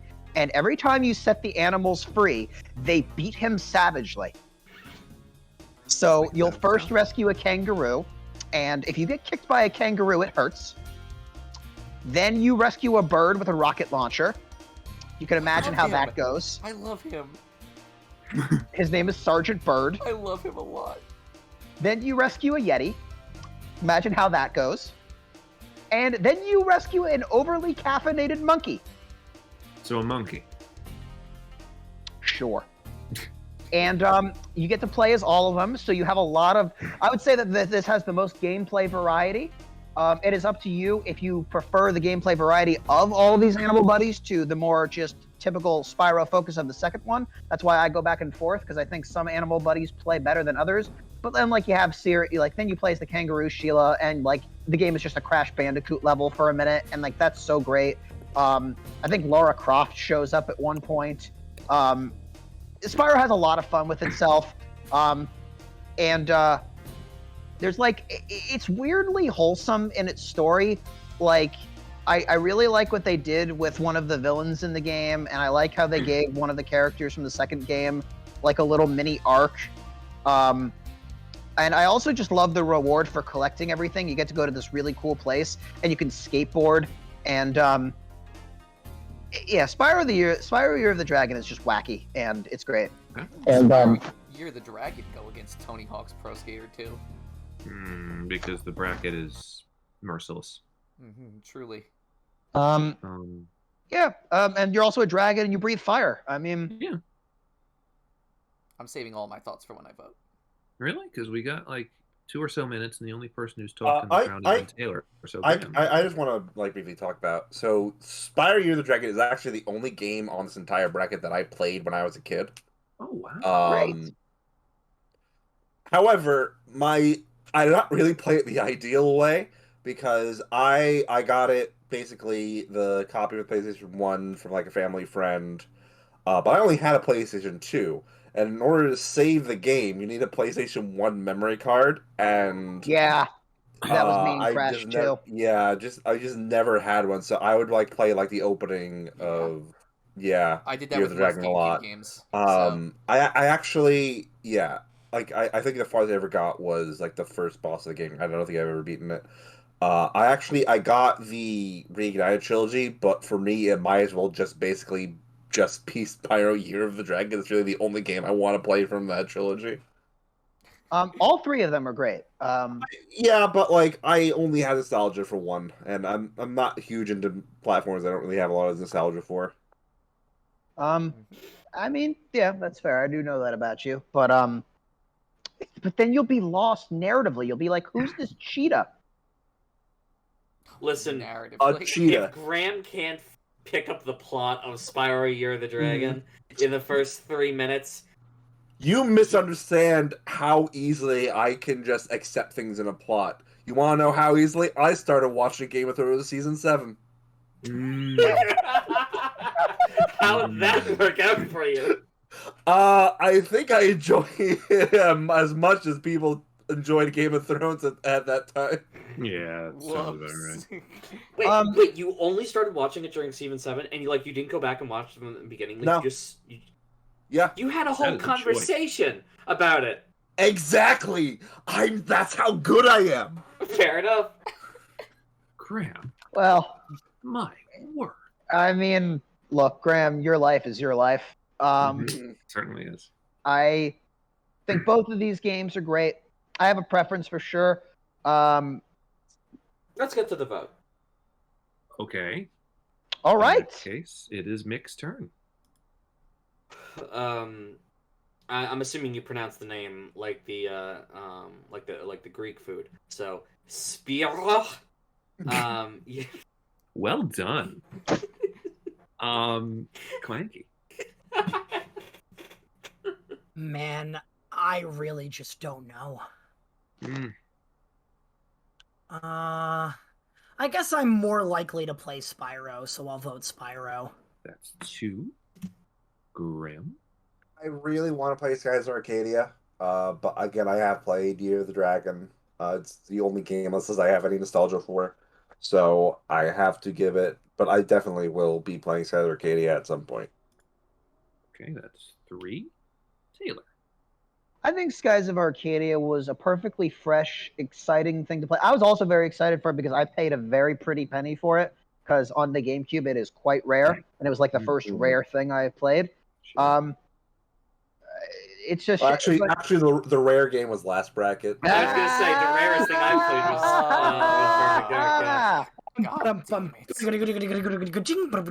Sorry. I had a great time with it, but I think it says a little bit that I can't remember it super well. I feel like I should remember it more, but I do think it's worth a play, but I know I like Spyro more. I have a crazy nostalgia for Spyro, and also Taylor's 3D platformers. Yeah. Christian, are you going to make it a 5-0? Yeah, that's the question. Am I going to allow this to be a 5-0? I haven't played Spyro the Year of the Dragon. I haven't played Skies of Arcadia. What I have played is Spyro A Hero's Tale. And I fucking love that game. And everyone tells me that game is shit. No, to the original that's a trilogy. good Spyro game. That's like one of the only other good that's Spyro what games. we think. You know, I feel like enough of Spyro society has accepted that A Hero's Tale is decent. Maybe. From the circles that I populate around, I hear nothing but scorn for the game. And if people are saying that game is shit compared to the original trilogy, then the original trilogy must be fucking amazing. So There's I'm voting for Year of the Dragon. There's a level in Year of the Dragon where Moneybags is like, "Hey, Spyro, if you give me money, I'll use my magic spell to make a bridge for you. And if you say no, he's like, careful, Spyro, I'll use my magic to turn you into a blue hedgehog." God damn That's pretty funny. That's great. But yes, 5-0, Spyro, you know. Do the thing, do the 5-0. Yeah, the thing! Yeah. Let's go. Sound the 5-0 siren. Yes. Yeah, Jordan, sound a little more excited. It's a 5-0. Might be the only one we get today. There wasn't enough fanfare. It's low key. You know. Anyway. All right. We have Kirby 64, the Crystal Shards, which is a Christian pick. As if there was any doubt. As if there was any doubt whatsoever. I'm glad I'm known. Versus Diablo 2, which is a Clanky pick. Most shocking thing on here, quite frankly. I would have bet my life that it was a Graham pick. And yet here it is. Who wants to go first? I'd like Clanky to go, because I'd really like to hear Clanky's experience with Diablo 2. Oh, you're gonna be disappointed. Okay. Christian, do you want to go first? I'm cool with going first. I can get my spiel out of the way, and then we can just basically disperse from there. This is something I've written down, actually, so I can just get this out now. I just feel like Christian has a lot more passion for his game than I do for mine, so... Fair. All right. Fair enough. Starting the timer in 3, 2, 1, go, Christian. Some people would say that this is the best Kirby game. I disagree personally, but it's certainly up there, and it's definitely one of the best N64 games. This is the third game in a trilogy of games known as the Dark Matter Trilogy, which is Kirby Dream Land 2, Kirby Dream Land 3, and this game. Directed by a man who doesn't exist. This is a 2D platformer. What? This time with a 2.5D twist. Can we circle back to the directed by a man who Let him continue. Let him continue. Question at the end. Question at the end. Shinichi Shimomura. 2D platformer, but this time with a 2.5D twist, as you walk through 3D environments on a 2D plane. This is one of the best looking N64 games, and I'm being completely honest when I say this. It's not necessarily has like grand vistas or like, but it's got so much detail and love put into the environment, the models, and the scope of this game is generally like the animations. I think are what make this game like better than almost like anything in terms of its like aesthetic. Like the animations are so in depth. Boss fights are like these grand, like spectacle-filled fights. One of the bosses just changes frame rate in the middle of the fight. It's really weird. On top of that, the level aesthetic is superb. Every level is clearly distinguishable from each other, and they do some really interesting things with the level design. For example, the water world starts off where you're completely on the ground, and as you go through the 4 levels, you slowly submerge deeper and deeper into water until you're completely underwater in the last level. However, none of this matters, because the huge talking point with this game, and why everyone loves it, is how it utilizes Kirby's classic copy abilities. There are only 7 copy abilities in this game. However, every copy ability can be combined with every other copy ability, including itself, to make a combo ability. To really display this game's amazing creativity with combo abilities, you just need to hear some examples. If you combine Burn and Cutter, you regurgitate a massive fire sword 2 times the size of your own body that can swing in all directions. Bomb and Cutter will give you shurikens that you can throw straight ahead, move at instant speed, and almost just appear on the enemy in front of you. Once attached, these shurikens soon explode, decimating the enemy. Bomb and Stone gives you a stick of dynamite that's so strong it not only screen wipes every enemy, but it will also damage you as well if you don't duck and put on your cute little helmet. 2 Sparks will give you Saturn rings that orbit around you, and any enemy that enters the radius of those rings will be zapped and destroyed on contact. Cutter and Spark gives you a double-sided Darth Maul lightsaber that you can swing around to your heart's content and go. It actually like makes those sounds. And we all know about the fridge. You could be a Venus flytrap, fireworks, a bow and arrow, a Swiss Army knife, a snowflake, a lightning rod, a volcano, and so much more. Venusaur, Charizard, Electro Diglett. And that's all I have written, but I will say that, yeah, if you love anything that I just said, you might really, really love this game. I mean, who here needs to play it that has them? This isn't a bad first Kirby game. It's not the best. I haven't played it. Yeah, it's not the best first Kirby game, but it's not a bad choice for your first one. We need to get back to Return to Dreamland for you. That's all I have to say about Kirby 64. I'm done. Okay. Can I? So I just want to say I did look up. I did look. Yeah, and you weren't kidding. He doesn't exist. You're right. Yep, no, I was not kidding. He does not exist. Some people rumored that he was murdered. Some people rumored that he ran away and lives on a mountain now. My theory is that it's a witness protection kind of thing. I think he's just Masahiro Sakurai under another name. Oh, yeah. Or is he the Waluigi to Masahiro Sakurai? Graham theory is correct. That's the one. Well, that's perfect. I love that. Or he got eaten by Kirby. Sakurai keeps him in the basement of his house so that way he doesn't escape. It's Sakurai's brother Hugo.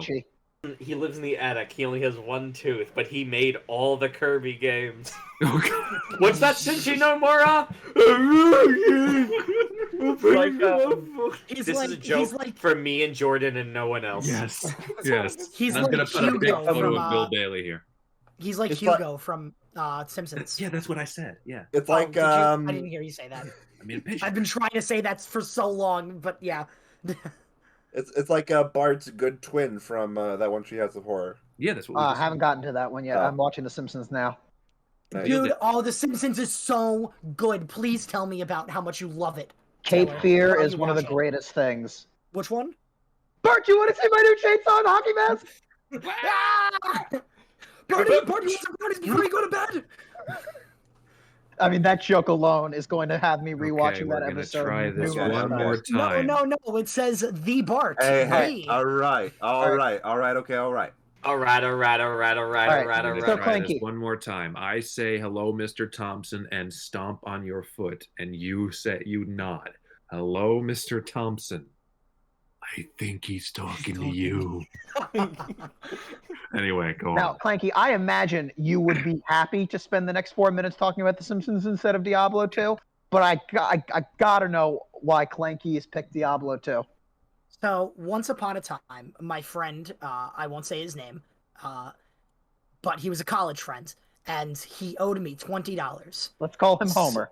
Let's call him Homer, and we'll give him a last name Simpson. So Just out of happenstance. So me and Homer went to Walmart one day, and he's like, I could give you the $20, but they also have this collector's edition of Diablo 2. But also money can be exchanged for goods and services.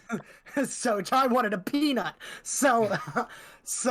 Anyway, yeah, so Homer suggested that instead of giving me the $20, he is going to buy Diablo 2 for me, and we could play it together. I said, that sounds like a lot of fun, Homer. I'd love to do that with you. So he bought me the game. We ended up going home for the semester because it was like pretty much the end of the semester at that point. And then we played Diablo 2 once.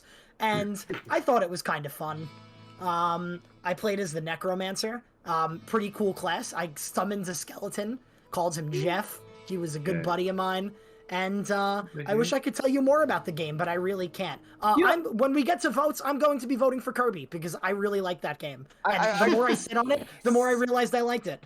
I'm bummed for the singular reason that I feel like I've lived my entire life not knowing what Diablo 2 is supposed to be. It's a sequel to the Diablo. He died. He comes back. Like the Necromancer. Like it's a CRPG, I guess. It is a hack and slash. It is not a hack and slash. It is absolutely a hack and slash. It is okay. I'll say this. So, go ahead. I was gonna say it's probably about as close as you could get to a hack and slash using a mouse and keyboard in the year 2000. Way. If it's a hack and slash, I'll fucking buy it. Like it's not quite like it's so. It is a game in which here's how the gameplay works. You click on things and you attack them. You have Diablo 2 is an action role-playing hack and slash video game. Do you have a dodge roll? No. Oh, whoops. Do you have a parry? No. You have a set of abilities, however. Do you have a sword? So yeah, you do. So basically you just run up to enemies and click them a bunch, and that's how they die. I got bored pretty quickly, not gonna lie. Anyway, I'm voting. A glowing review. Can we vote? I suppose. I feel like The Simpsons cut into the Diablo portion of this, but like honestly, the perfect time. I would rather to talk about The Simpsons the entire time. I was about to say, and I think Clanky wouldn't have it any other way. I hit season 6, by the way, if you wanted to know how far I am. You're getting close to the end point of when you stop watching. Jordan says it's good up to season 10. Yeah. I will say that there are good episodes in season 7, 8, and 9. It's just you will start to notice the decline once you get Jordan says the decline starts after season 8. Interesting. I can agree with that. I think I can nail it to one episode, but we'll talk about that during the TV leads. You're getting close to my favorite episode. Yeah. Unless you've already seen it. I don't know. We'll have to ask later. Yeah, I could vote. All right.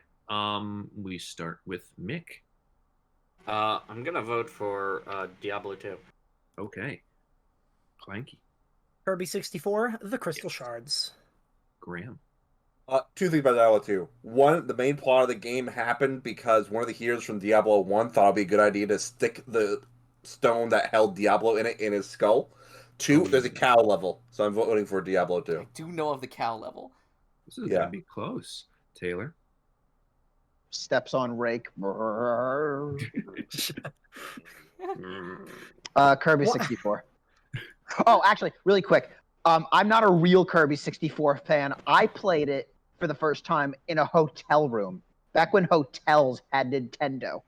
Is it the hotel rooms that had like the special remotes that like could also change like the TV channel or whatever? Yeah. And they were like the curly wire that was like connected to the TV. Yeah. Can I just say that's how I played Majora's Mask. The only game other than the ones I selected that is actually on this that I've actually played on this bracket. That's good. You played Majora's Mask without the time loop because 1 hour is how long it takes for the time. Yes, that is exactly what happened. You're saying Majora's Mask isn't only a 1 hour long game? Yeah, so Kirby. I will be voting for Kirby 64, the Crystal Shards. Okay, cool. Because I am obligated to. Because if I don't, my dad will kill me. My dad couldn't give a shit about Kirby. I don't think he knows what a Kirby is. Your dad got this for Taylor. Weirdly, my mom does. And it was really weird because I mentioned that my fencing instructor had the surname Kirby, and she's like, "The thing is, whenever you say Kirby, the only thing I can think of is that pink thing." Oh, wow. That That is a direct quote. Kirby transcends. I'll be honest. Pink thing. I think my dad is just concerned. He's like, "Why is Christian hanging all these pink balls around his room? I don't understand." Hey, I'd like to ask him, Hey. but, like, I want to let him be him. the place where I worked had is very famous for its big round balls that are in front, and they put Kirby Yes. things over it. When Forgotten Is Kirby a Land, ball yeah. spawn? Yeah. Oh yeah, but we don't have time to get into that. All right, so the We next kind of one. do. We're making good time, but it's okay. No, that's a Yeah. 2-hour rant. Okay. The next one. Funniest is- round. Yes, it is. This is a It's Resident Evil Code Veronica, which is a Graham pick, versus Christian's compromise / honorable mention pick of Mario Tennis. Can I start again? I'm sorry. I just want to say something. You can. Let me just make sure. Oh yeah, that is still going. Okay. 3, 2, 1, go. You guys got any Simpsons jokes left? I'm specifically doing Cape Fear only. I haven't feel- seen a lot of early Simpsons, but I've seen the Simpsons movie, and it's hilarious. It is. Yeah, really okay, good. yeah, that movie is great. That was like the only piece of Simpsons material I saw for a really long time. Let it be known we do not condone violence, unless it will get results, So the which reason, it will. Tough, small, tough, small. Okay. Everyone mad at You ever Gunpowder try, Power. going, All right. you ever so try I wanna going ask, mad without power? It's boring. No one I else want to listens. ask Graham a question because Yes. Christian and I were talking about this bracket, and I said to him, I'm surprised Graham put Code Veronica on because I feel like even if I feel like even for Resident Evil, Code Veronica is like I don't know enough about Resident Evil that like I don't want to piss people off when I say this, but is Code Veronica like a good one? Yes. Code Veronica Do is people used- think Code Veronica is a good one? Yes, they do. There's actually like a lot of People other like, than you. yes. Okay. I played Code Veronica because people like it. I first played it this year. Because like all I really know is that like it's got like a super. I said this to Christian. It's got a super whiny lead, and then Christian goes, "Have you fucking played Resident Evil 4?" Yeah, like yeah. having a tolerance for that is literally the whole Like, game. no, but like the voice acting is so bad, it's so funny. Like he But looks not like like, you know, Leonardo DiCaprio. The first word out of his mouth is "sorry." It's great. I love it. But no, Code Veronica was supposed to be Resident Evil 3. The game that was actually became Resident Evil 3 was initially like designed to be a spin-off. But this Code Veronica is one of the last of the traditional fixed camera angle Resident Evils before the remake and before Zero. Do you think they'll remake this one? I hope so. Like, just because, well, I feel like this game it could use a remake definitely more than Resident Evil 4, because Resident Evil 4 is already, like, playable in so many things. Yeah, we'll get to it. But, like, this game, like, I have played through probably half of this game, because I have it on my PS4, because they have, like, basically like a virtual console on the PS4, and like I just really like I've always like just really enjoyed like not having gone into it, like the classic Resident Evil like of the fixed camera angle, going through, finding puzzles, getting like keys to previous areas. This has a lot of that. It has it introduces like you change characters, like feel like a lot more in like in this one. It finally like solves the story thread started in like Resident Evil 2. Like Claire and Chris Redfield are finally together, even though like Claire could have probably found Chris pretty easily if you just left her a note or something. It's really funny.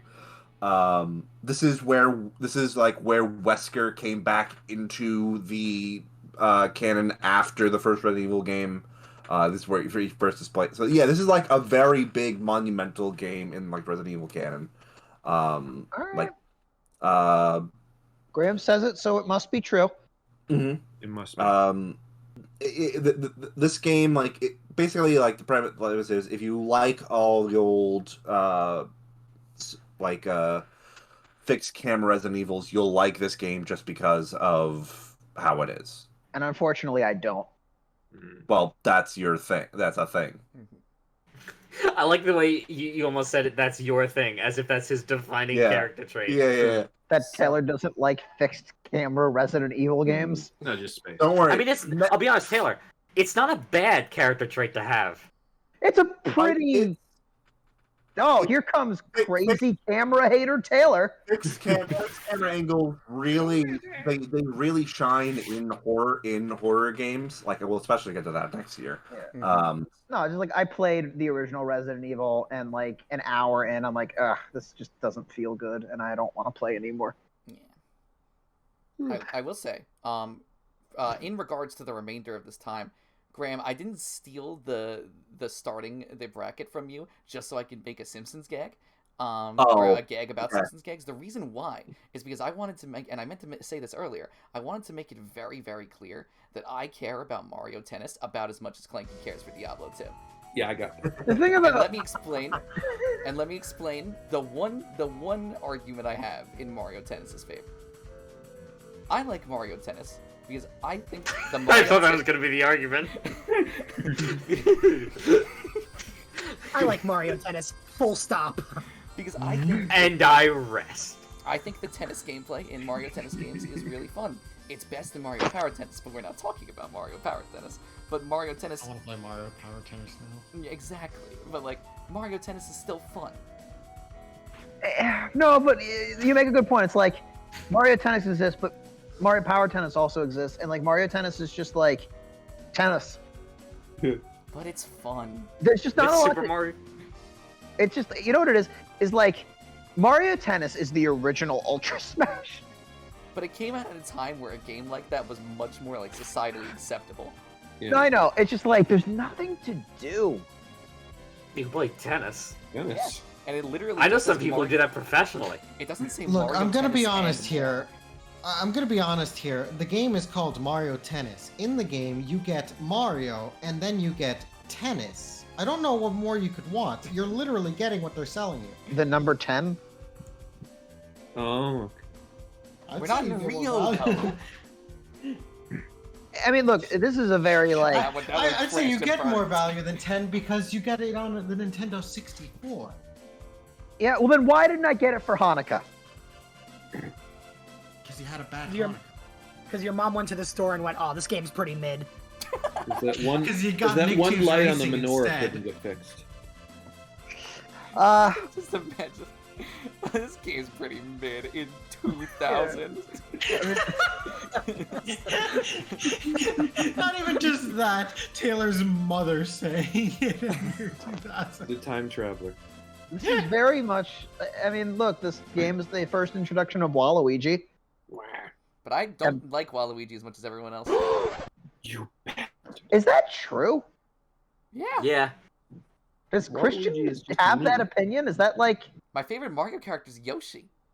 okay? But that I don't deny that, but That's fine. I mean, no, it's not about Yoshi. I mean, he might be listen, mine. Christian, I know how much you love tax evasion, so this isn't surprising in the slightest. What? It's No, one of you know what? Christian's Don't core explain it. characteristics. It's better if I don't understand it. This is just like round one where like, anyways, Mario Tennis is fun.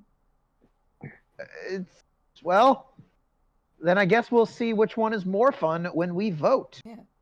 Well, It's like throwing rocks at a tree. What? Fun. Mario Tennis is equivalent to throwing rocks at trees. Mick, if you'd like, start out the voting. What's on the table again? Sorry, I've totally forgotten. All right, Mick, I'll give you your choices. You got Mario Tennis and Resident Evil Code Vero. Come back to me. Okay. Clanky. I mean, like, I know if I play Mario Tennis on the N64, I'll probably hate it. So I'll give it to Code Veronica. Yeah. Graham. Well. Giving it a Code Veronica because even though I really hate the Bandersnatch enemies. Okay. Taylor. It's like, would you rather take one cyanide pill or would you rather take 30 Tylenol at once? I actually can't fathom which is which. I actually am curious which would be worse. I played Mario Tennis a little bit when my dad was working out and he sent me to the kids' corner. The what? Oh, at a gym. Okay. Taylor, you've been bad. Go to the I thought you, like, had something in your house. And that's why I was so perplexed. I had my own corner of the house. That's what I thought, and I was like...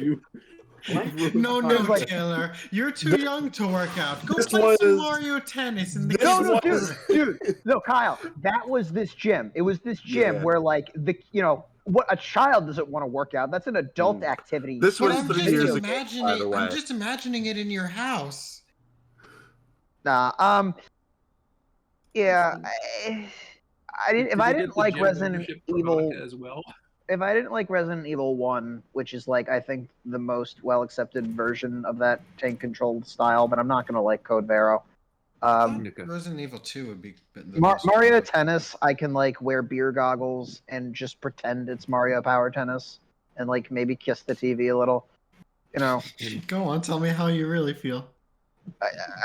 What? Look, you get a little static electricity, you know, you ask if it was good for them. And, then you wait for a phone call, and the phone call never comes. And, like, eventually you work up the courage to give Mario Tennis a call, and you're like, hey, it's been a while. We should get together again. And Mario Tennis is like, I'm gay. What? I don't know. I don't think I have a reaction prepared for something like this. Just like, I don't know. Mario Tennis doesn't want to be with me. I don't really want to be with it, but you tell yourself that you'll try. All that actually happened to my buddy Eric. For the kids, but I'll vote for Mario Tennis anyways. My buddy Eric. And Christian. Let me bury my own pick deep under the earth. I'm voting for Resident Evil Code Veronica. Yeah. Which one won? I got very lost in my own romantic story with Mario Tennis. Yeah, Resident Evil. Okay. I never voted. Yeah, actually, Mick never voted. voted. Vote. Yeah, I was gonna say. Yeah, I realized. Wait a minute. Why am I struggling? I hate tennis. What? Okay. You hate tennis? What are you, a gamer? You're the only hate tennis. So true. I feel like. I'm just gonna submit the I scores, feel by like- the way. I think I know what's up. Yeah. I feel like he's done that one, but I know he hasn't. Graham. You're the only hate tennis. Should I write it down? I think so. It's been a while. You're the only hate tennis. That's a Yeah, file. all right. That's a file. All right. That's 28. Our next, the last bracket of the first round is it formally Banjo-Kazooie 2, or is it just called Banjo-Tooie? It is Definitely Banjo-Tooie. Banjo-Tooie. All right. Well, as the layperson, Banjo-Kazooie 2, Banjo-Tooie, which is a Taylor pick, versus Final Fantasy X, which is a Graham pick. My reaction to seeing. Hey everyone, I hope you like this joke because it's back and it's good. Final Fantasy on the bracket. Yes. Which one is Final Fantasy X? What number is that? 9? 9. Got it. I'm just being a goof. And Who I wants know to go how first? sincere Clanky was when he asked that. So I'm I had to look it up. X. Who wants to go first? Oh, that dude's got a tongue. Sorry. I'd like to go first. Okay. Graham, you can go first. Starting in 3, 2, 1, go. I like Final Fantasy IX so much. My dream is to one day get a black cat with yellow eyes and name it Vivi after a character that is in the game. I know also Taylor loves it. I will I'm willing to like only talk for like 2 minutes, so he can talk about that. It's only fair that he gets to talk about one of his favorite Final Fantasies.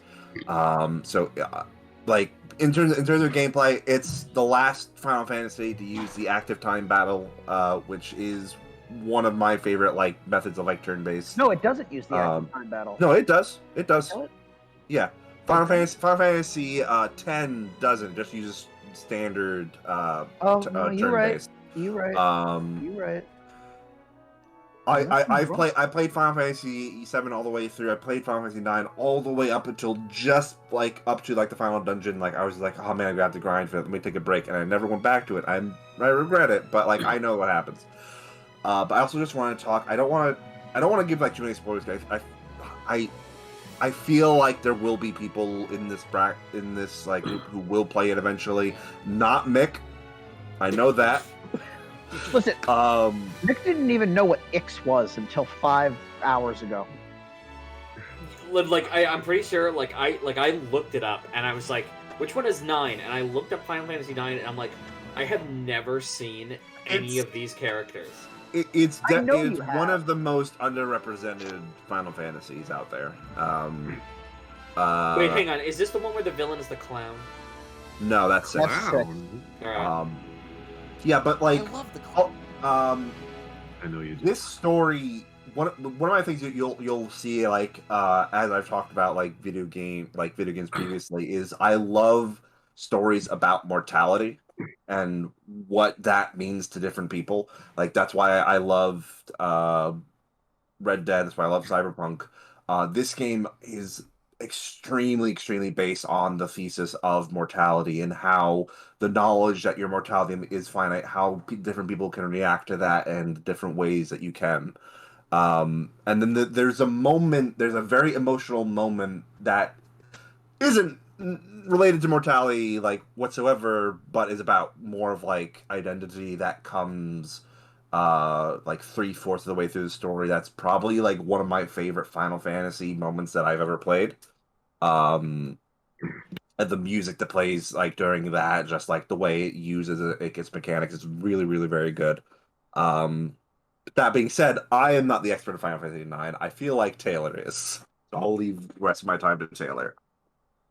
Final Fantasy 9 is my favorite Final Fantasy game, and I don't remember a single fucking thing about it, and I don't know why Graham gave me the Coincidentally, I don't know anything. I don't remember anything about it either. No, that's not entirely true. The way Graham summed up its themes, I think was beautiful and was so much more articulate than I could have done justice. How I'll describe Final Fantasy IX is in terms of its presence in the Final Fantasy universe. It came at a time where seven came and 7 like brought Final Fantasy's attention to the West. That's what got people into Final Fantasy here. And Final Fantasy VII took a very different approach to the Final Fantasy, where it took a more contemporary setting.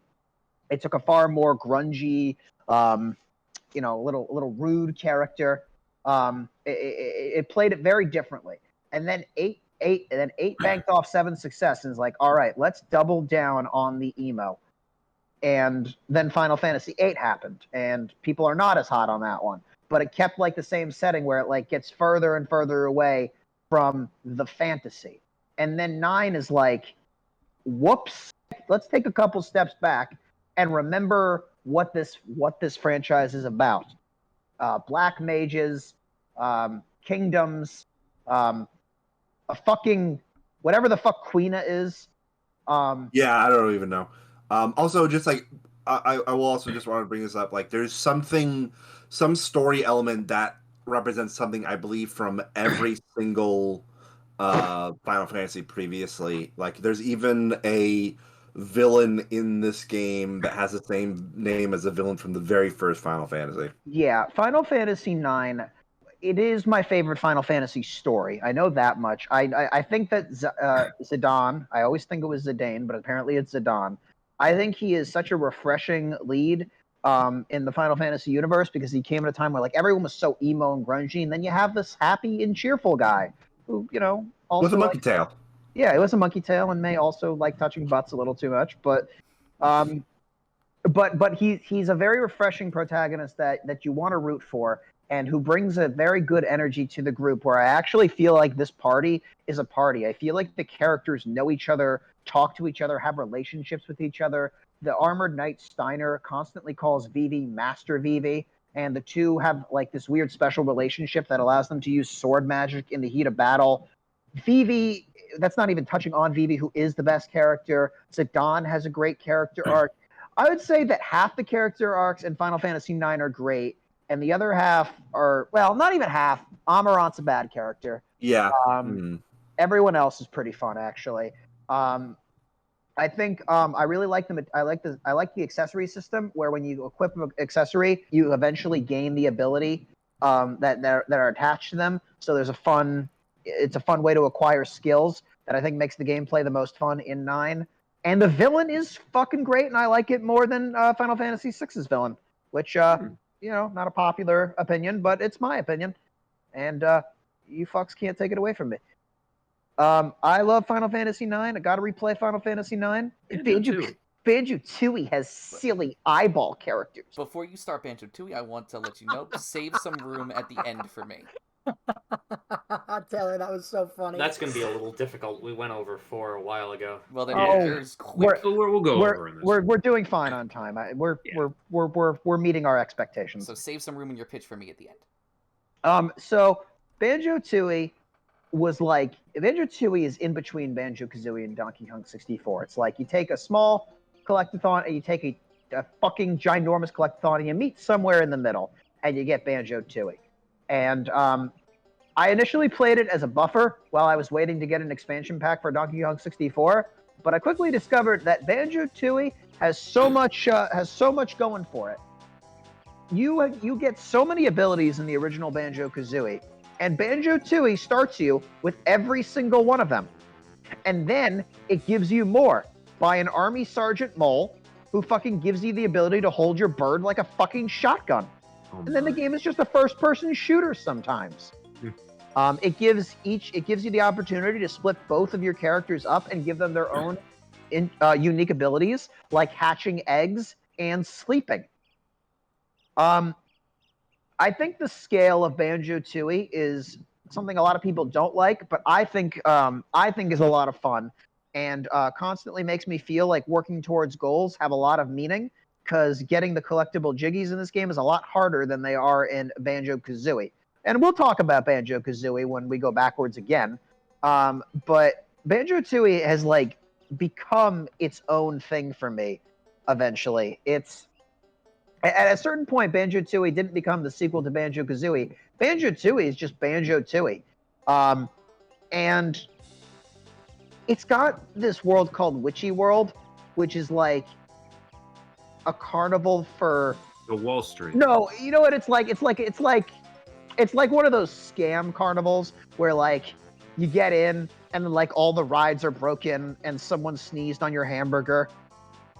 It's great. It's the best world. It's my favorite world, I think, between the two games. You fucking drive a money car. Every world has a boss fight. The boss fights are great. The game is weirdly dark in some places. You can fire grenades at Old King Cole. And ride a train. And pterodactyls. Christian, go ahead. So, the only reason I'm bringing this up is because I think it's going to be important in terms of context of how I'm going to be voting. This game is... Oh, you're going to say mean things, aren't you? ...is the opposite of Majora's Mask to me. As well, I have an ample amount of respect for Majora's Mask. I can't summon one little pint of interest for this game.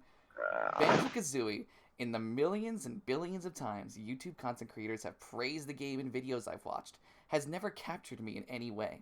I've watched people didn't see you there. I've watched people rank all of the bosses in both Banjo games. I've watched several full Let's Plays of Banjo-Kazooie, and I'm even intimately familiar with the game's soundtrack, but nothing ever made me go, I want to play that. Maybe it's because I'm just not really into the game's style and setting, and I don't really find it very interesting. Maybe I'm not even a fan of collectathon platformers in the first place, and maybe I only like Donkey Kong 64 because of nostalgia reasons, because it's the only collectathon I like, actually. Don't say that, because it's going to make arguing for it that much harder. We'll get to it when we get to it. Or maybe there is some dark aura that is casting an enchantment on me to feel negatively towards Banjo-Kazooie. That's it. But I That's just the one. don't care. In fact, I aggressively don't care about Banjo-Kazooie. And 90% of reviews that I have read about Banjo-Tooie all say the same exact thing. That it's just worse Banjo-Kazooie. That's not true. Every that's the review that third I one. have seen has said it's worse Banjo-Kazooie. And I will be voting for Banjo-Tooie now over Final Fantasy, but I will be genuinely shocked if I end up voting for it again.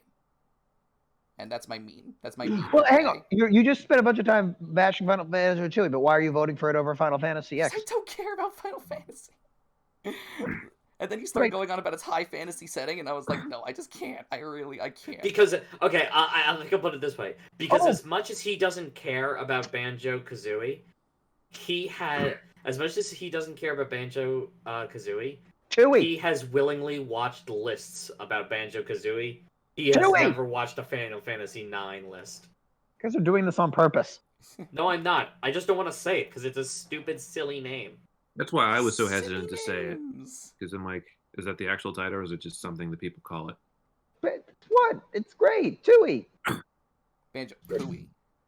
Stop! Now you're just being mean to be mean. I actually love I love this game way more than I'm letting on. Yeah, look, that's why I never at any point said I think this is a bad game. I don't think this is a bad game. You just called it Pooey. That's a joke. Banjo-Patooie. It's a joke. Oh. Banjo-Ratatouille. Yes. I don't have a Banjo-Cluey. What's gonna come next? Hey, do you want a banjo vote? Look, don't Mick, I get wanna hear Banjo. you- Do not get Mick, I- Banjo screwy with me. Mick, I want to hear you sing that song with like a really bad accordion in the background. You can do that. Hold on, I can make it happen. Give me a second. Oh my god, shit. let's go! Oh shit. Okay, wait. The Yearlies gets put on hold for like a hot minute here. Yeah. Should we prep the have to votes do while this. Clanky gets his Good, his- All right, you wanna Mick, get do ready it? to Yeah. sing. Do it. Alright. Les rêves d'amour sont comme les bons vins. Ils donnent de la joie au bon d'aujourd'hui. Affaibli par la femme, je suis malheureux. Pour la de vie, tout c'est crazy. I'm scared. Car il est tout Ah! You know, making the Yearlies was fun. Are you kidding me? This is the most fun I've had during the Yearlies. I swear to God, people. People, okay, so here, I just need to interject.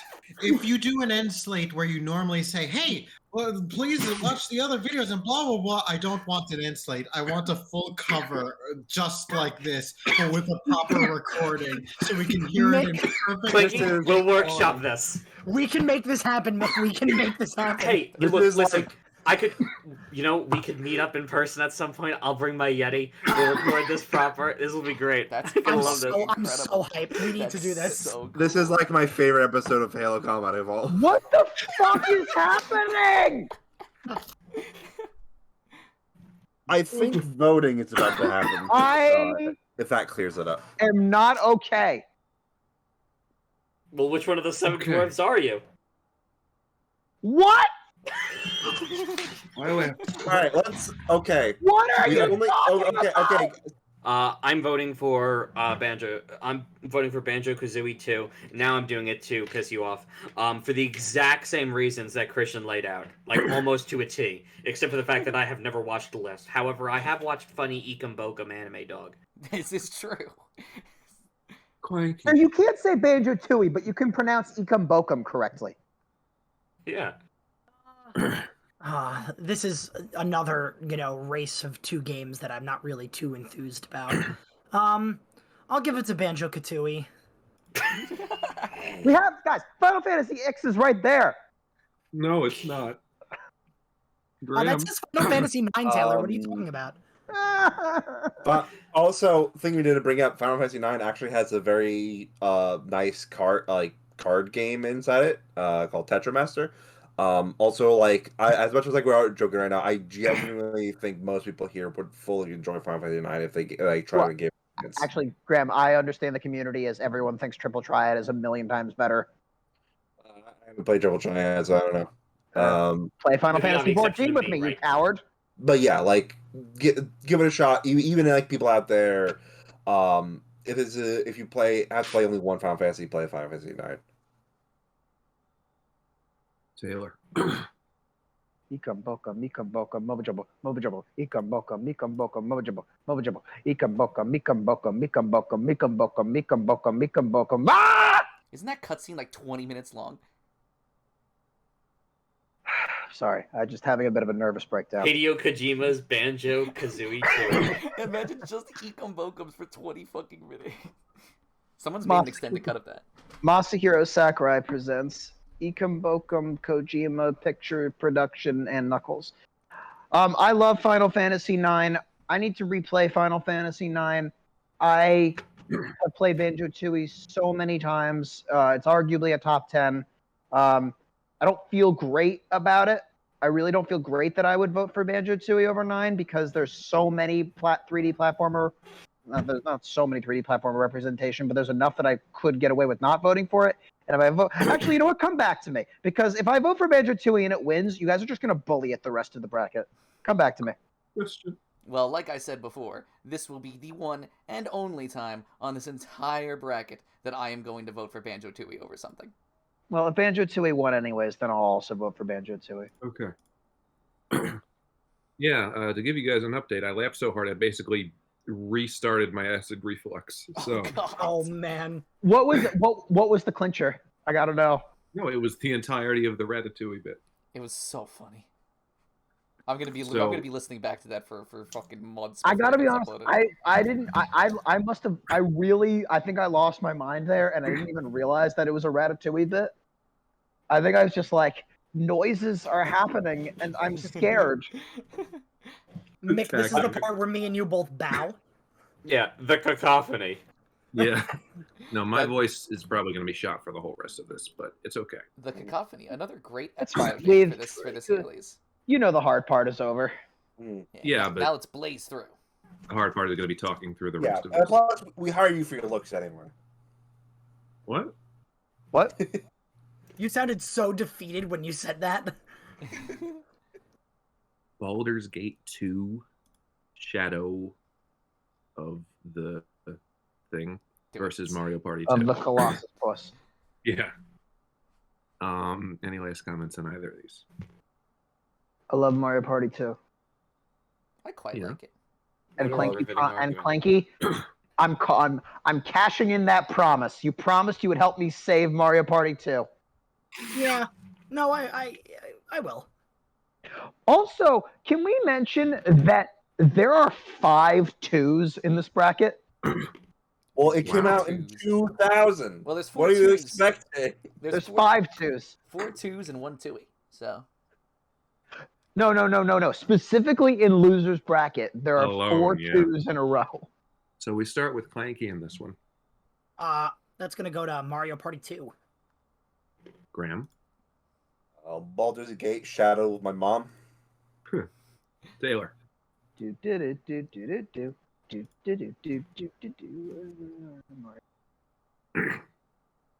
Only get half the song this time. Yeah. Christian. do do do do do do do do do do do do do do do. Shut up, you Oh. And Mick. I was gonna see if I could hum like the music to Baldur's Gate, but Oh, God. anyway, yeah, Baldur's Gate 2. I've been listening to the 2017 Yearlies, and we're talking about anal, and You know, as usual. As you do. I have no memory of this. and Graham just breaks into the total Drama Island theme song. Hey, Mama, Dad, I'm doing fine. Okay, 2020. yeah, because I imagine by some circumstances, probably if my parents ever watch you, it'll for some reason be that clip. Yeah. Well, then at least they'll know you're doing fine. Yeah. Exactly. Thief 2 The Middle Age versus Tony Hawk's Pro Skater 2. Anything on either of these before we go into vote? Guys, please, you can't do this to me again. What? These are both your sorry. picks. You'll get something you want. No, I don't want Tony Hawk Pro Skater 2. You should have thought of that before you put it on the bracket. I didn't know you guys would fucking choose a Nickelodeon racing game. I didn't know I was going to choose a Nickelodeon racing game either, Mick. Oh my god. Welcome to the year. No, it's pronounced. Guys, please. I'll be Kuwait with the fuck. I'll be Kuwait with the World Kuwait? Cup if I have to be. Okay, Kuwait? I'll pay all of you. Just don't vote for Tony Hawk Pro Skater 2. Don't you Okay. speak made-up languages to me. Okay, Clanky. Shit. I was literally like Tony Hawk Pro Skater was about to come out of my mouth, but Do you feel threatened, Clanky? I mean, if it's anything like The Simpsons skateboarding, I know it's not very good. We tried It's threats before. nothing like the Simpsons. It's exactly like the Simpsons skateboarding. Clanky. I do trust Mick, so I Clanky, guess I'll have to hang vote on, for Clanky, Thief. Clanky. Somewhere deep down, you know that you're doing a bit right now. I mean, yes, but also I just don't care about skateboarding games. There, I said it. Thief That's 2. the correct. Okay, but that's the correct response. I mean, don't pretend that this is something as low as Simpsons skateboarding. I mean, Simpsons skateboarding is the only baseline I have to compare it to. So. Yeah. And that's sad, There are and much we better don't have baselines time to in unpackage Tony that Hawk. in and of itself. But also, that's why. I mean, that's you who's decided to play every Simpsons game. So This is true. Even wrestling? Oh, even wrestling. Oh, we should Clanky. have a Simpsons game bracket. Clanky's gonna have a fucking field If day. if you ever want to, He's you ever gonna want to froth talk at the about it, my mouth. door's open. He's gonna Oh, go. thank you, Graham. I appreciate it. Simpsons wrestling self-help. Yeah, You know, they have a support line now. I'll post my office hours. All right, whose vote is it? No, don't mention support. Don't mention Graham. Simpsons support lines to Clanky. Oh no. It's your vote, Graham. We are out of board license plates. Thief 2. Taylor. I genuinely want to try to play it again. All right, Nick got what he wanted, so I can vote for Tony Hawk's Pro Skater 2. Yeah. Christian. Mick got what he wanted, but I was gonna vote for Thief 2 anyway. Oh, okay. Okay. And Mick. Vote for You Tony know, Hawk's Pro Skater 2. something really funny here. The thing is, because they're both my picks, it's not nearly as funny if I voted for that. But Yeah. Okay. There must So be that's- someone to lose. Zer's bracket. Wait, did Mick vote for Thief 2? Probably. All right. And now we have Skies of Arcadia versus Diablo 2. You know, I predict. No, Mick would vote for Diablo 2, unironically. But I don't know. I feel like that. What I'm trying to say is, I feel like this could go the exact opposite, where Skies of Arcadia could pull a 5-0 here. But I'd have to convince Mick to play it, and I feel like I could if I just remembered what the fuck happens. Mick, I know you will like this game. I think. I'm not entirely sure There's a because chance. all of it has escaped my memory. I know that feeling. Okay, so it's on the same console that made Sonic Adventure 2. We're starting at base principles here, apparently. Hey, you'll love this guy. You two have so much in common. He breathes oxygen. They were both ported to the GameCube in a superior version, like Sonic Adventure 2. He eats food for it to continue to exist. It starts with the letter S. It I'm pretty came sure, out. Mick, you've said the letter S before. It came out in a month. He pooped in the last 24 hours. There is a character named Ramirez. I don't remember. Ramirez! I don't remember which character Ramirez is. Here's a gentleman. Like, so from what I understand, Sky Arcadia is like a very your ship floating through, going through like this like weird like where like there's like islands like in the sky, almost like one of your favorite games, Sunless Skies. Yeah, actually, Mick, honestly, Mick, the game is pretty political because you're taking out a militant army, the Valuan Empire. As opposed to a peaceful army. Switzerland. Mick, I'm fucking trying, and No, you are trying. I give you credit because you are trying. You don't have a lot to try with, but you are trying. I just Nick, do you like treasure hunting? I want to see Skies of Arcadia get a 5-0. And I'm not even positive that everyone else is going to vote for it. I'm just pretty sure. Okay.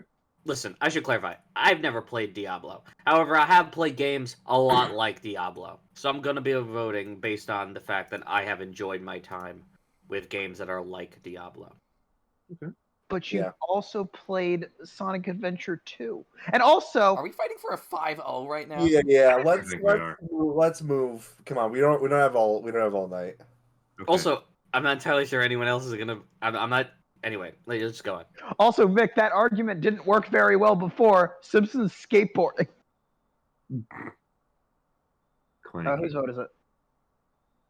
I mean, I have to give it to Diablo. Wow. Oh, Okay. All right. Well, then this was all pointless. Yes, this entire We year. tried to tell you. Graham. I'm more likely to play Skies of Arcadia. Mm-hmm. Taylor. Skies of Arcadia. Christian. Diablo 2. Wait, what? Damn. Diablo 2. Wait, what? The upset. Diablo 2 takes it. 5-0. Is there a song that you have for 3-2? I felt like Diablo 2 was such a nothing pick that there was no way it would beat Skies of Arcadia, which everyone was like, I would vote for it, but Spyro. I'm like, okay, so Skies of Arcadia has a good chance.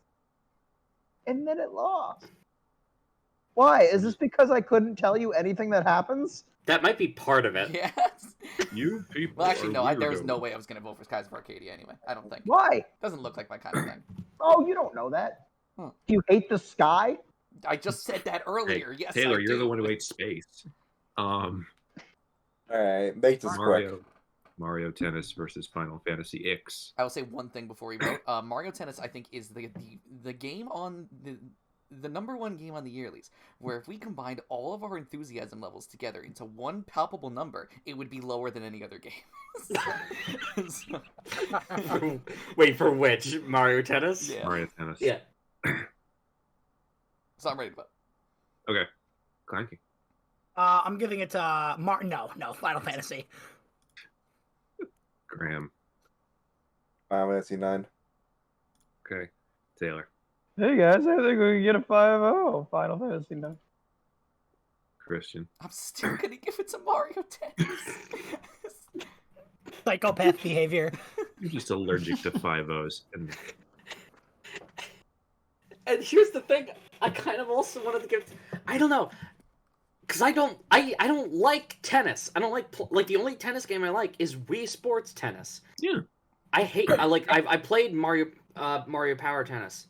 Mick, in Final Fantasy 9, there's this character named Quina, and to gain abilities for them... You're not gonna convince Mick based on Kina. I know Mick. You're not. You need to eat other enemies. And I do that by clicking buttons in a menu. Fuck you, Mick. Press F to eat. Just go fuck yourself.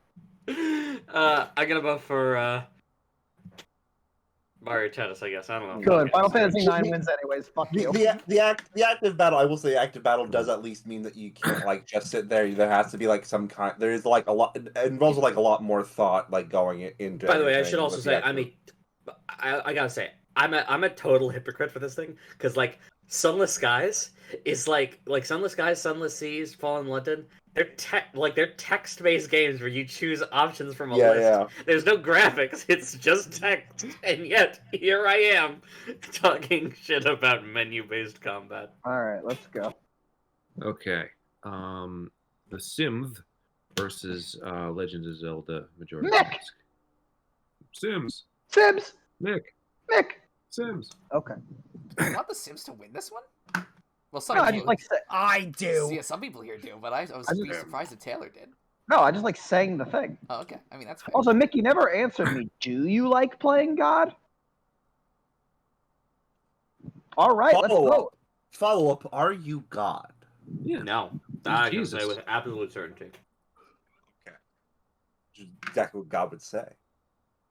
No, it's not. I think Majora's Mask is a fresh, incredible idea, and Clanky said The Sims is bad. That's not true. I did say that, but it's good. Oh God. It's bad in a good way. Like GoldenEye Yeah. 007. No. Yeah, like Mario That's bad in an awful way. No. The Sims is the Denny's of video games. Oh. You know, that's a great way of putting it. Okay. Oh God. It's bad. That's why I like it, and it's a fight for survival every time I boot it up. It's the Dark Souls 2 of video. Yeah, that's me. Except for some reason, whenever I boot up Sims 3, it never wants to die. I have to like force quit my computer Sims in 3 order has to its kill own it. problems. Graham, you're up first in this round. Majora's Mask just has that je ne sais quoi. You know what I mean? Not French. It could be. If you play in France. In this call who La are, feste apparently. la mostra. No. Yeah, so that's my vote. Taylor, please. Majora's Mask has that Majora's Mask. Christian. I don't know what Majora's Mask has. I haven't played it, but I'm voting for it. Oh no. Mick. So here's the thing that I think is funny because, so Taylor, you and Jordan had a thing where you were trying to decide whether I like The Sims. Yeah. Mm-hmm.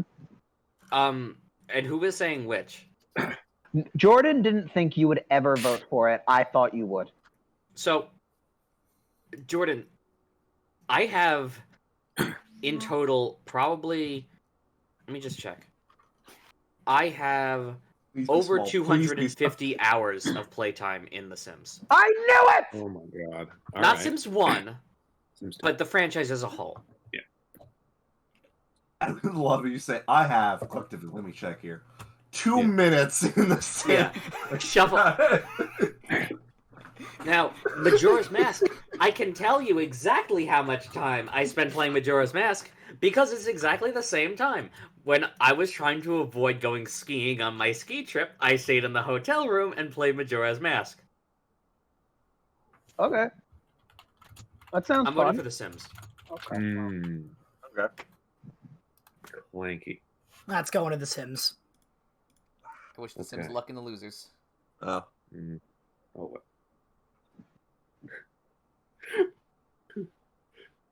I don't know if you guys caught the moment where I think, like, as Taylor and Christian and Mick were going, I just heard something being. I thought you were getting the accordion again, Clanky. I got so worried. Listen. I have it now. It's out and prepped. Ready? Oh no! No! We don't have time for another solo, unfortunately. I don't want to puke. Oh God. Clanky, can you do the Clocktown theme on the accordion? Let's save that for afterwards, actually. Okay. The next one is Nicktoons Racing versus Perfect Dark. Please, people. No. Please. No. Fuck I'm not going to do what you want, Jordan. So we start with Graham. Perfect Dark. Okay, I was about to say, like, don't hesitate. No, you like psychopath. yeah. No, I was trying to think of a joke. Don't worry. But you know me, I never tell jokes. Yeah. Well, no, you are no. You really don't. You just say things and then laugh at them. Yes. And then suddenly they become funny. So it's Taylor now. You underestimate how much value I will place in a sub-average kart racer. Nicktoons Racing.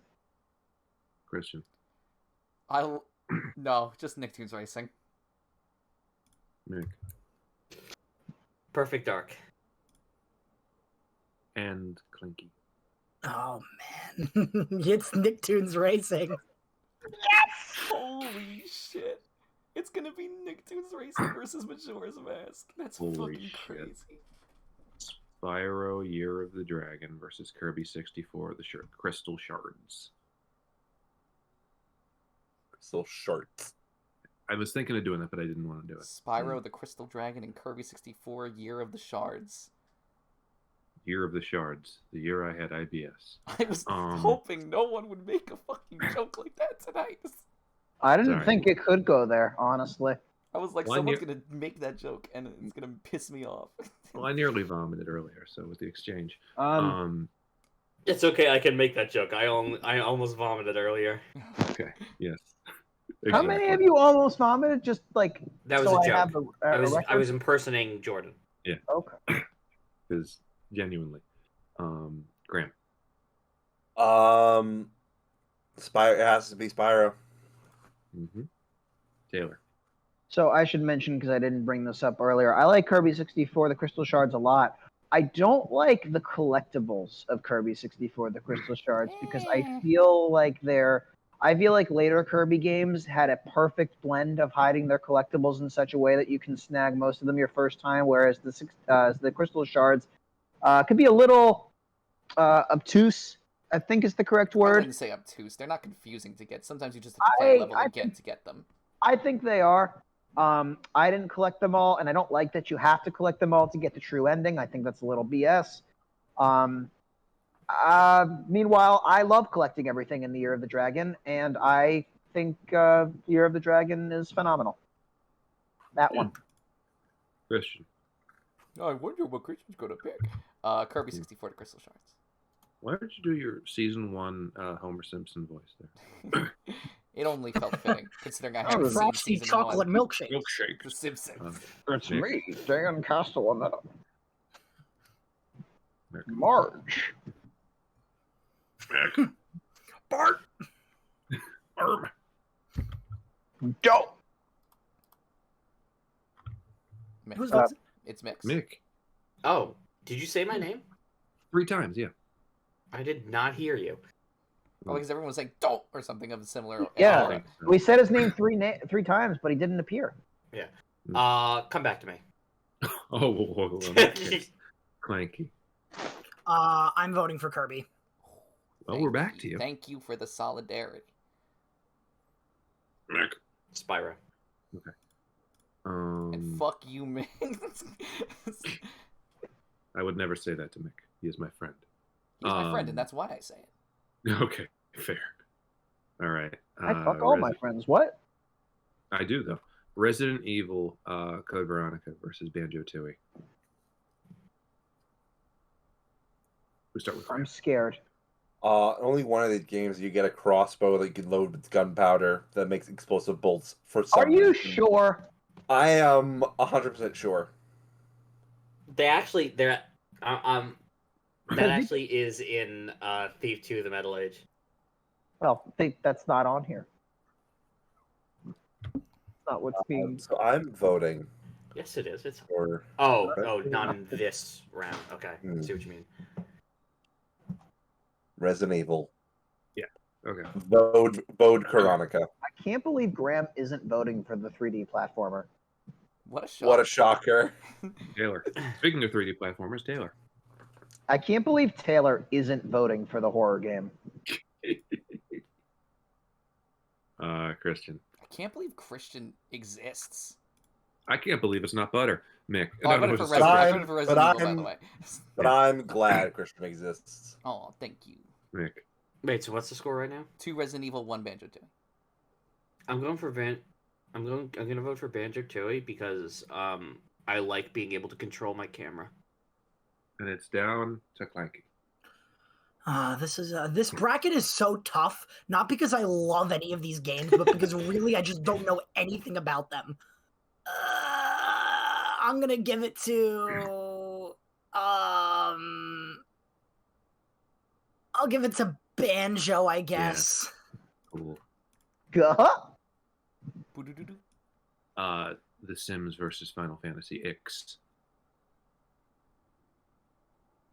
I was hoping The Sims would go up against something that I liked less, so I could do another rant about how much I hate The Sims and then vote for it. But unfortunately, that's not going to happen.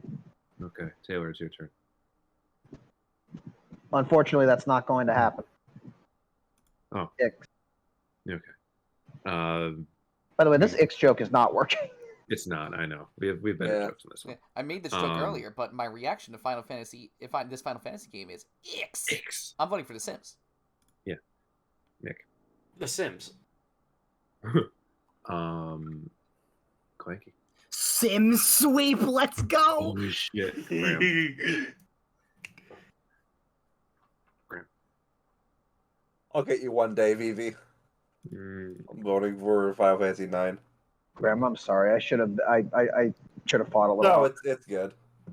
Look, with this audience, there's only so much you can push the boulder up the hill before it'll go back down. Exactly. No, you're right. I mean, like, you and Christian are both. You and Christian are both half of a JRPG fan, so collectively we always will only ever make 2 votes.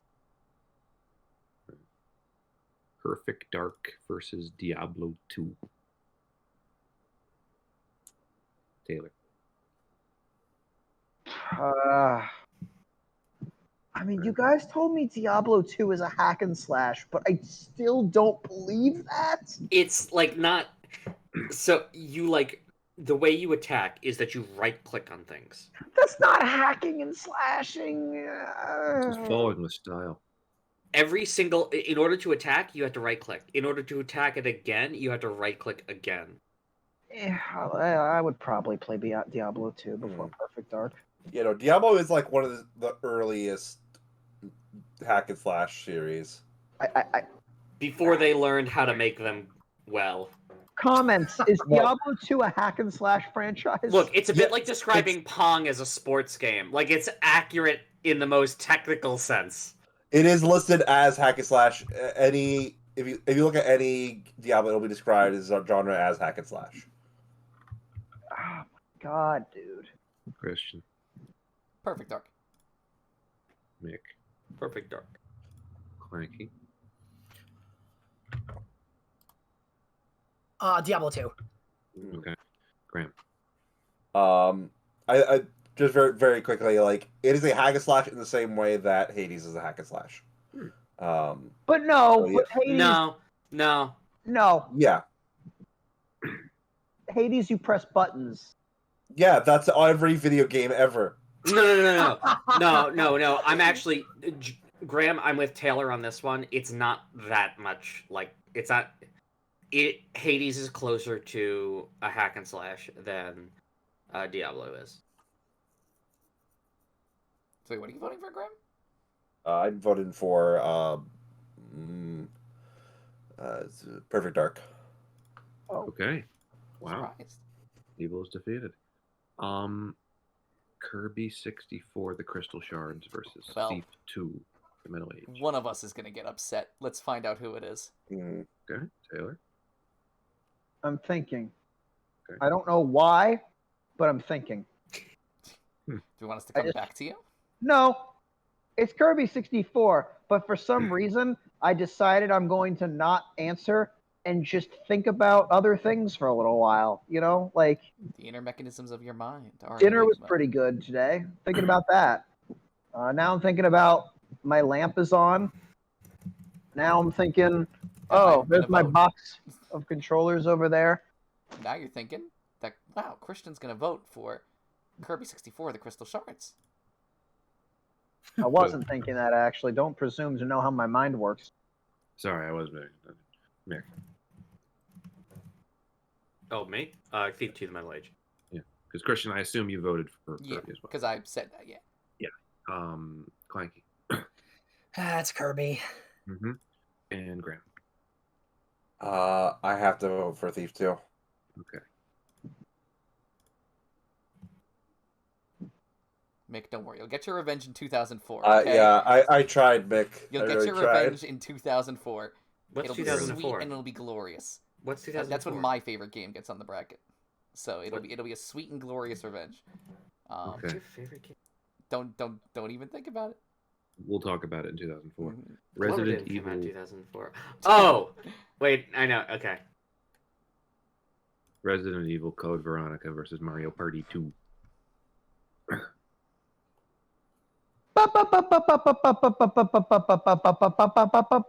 Yeah, you know what? The more I do this, the more I'm going to make you hate Mario Party 2. I'm going to stop. All right, Taylor, it's your vote. Oh. Well, now I kind of want to sing more Mario Party 2. Do it. Do it. I didn't think you would encourage my behavior, Jordan. No, because I wanted you to just like do Taylor, it's your vote. It's Mario Party 2, dog. I know. Christian. It's a bit late for me to sing a Mario Party 2 song, but I am gonna vote for Mario Party 2. Mick. Come back to me. Clanky. I'm gonna give it to a Mario Party 2. Yeah. Graham. Resident Evil. I'm also voting for Resident Evil. Okay, 3-2. Is there a line in Alright, Resident so- Evil Code Veronica where like the male guy goes, "Now did you see how cool I was?" Yep. Yeah, that sounds like It's an early great. Resident Evil line. It's great, because he finds 2 guns. Alright, so 10 brackets in 20 minutes. Let's see if we Alright. can pull this off. We'll I think pull we it can off. be done. All right, starting with the losers ones. Yeah. Yeah, 21. Perfect Dark versus The Sims. We start now with Christian.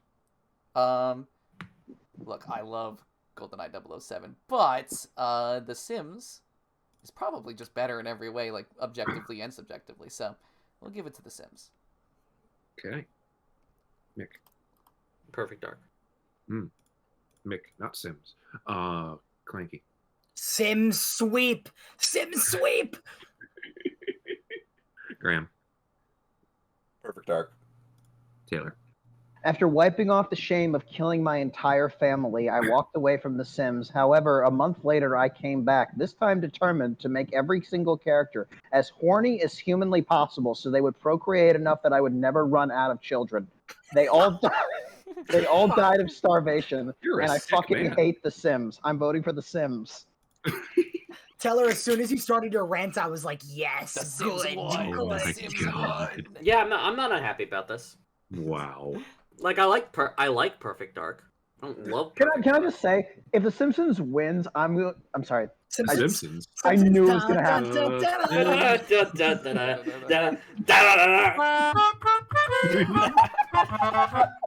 You're gonna kill me. If The Sims wins, I'm gonna hate myself for this bracket. I'm gonna love myself because it'll be my fault. This No, has it been won't. a great bracket. Well, This it- has been fantastic. It'll be mine. I mean, I just don't think I would like Perfect Dark more. Should we move up? Yes. Mario Party 2 versus Kirby 64, the Crystal Shards. All right, rip it off slowly. Rip it off slowly, boys. Christian. Kirby 64. Nick. Kirby 64. A very surprising maneuver. Clanky. You said slowly, huh? Mhm. Mario Party 2. Oh god, ow! Graham. Kirby 64.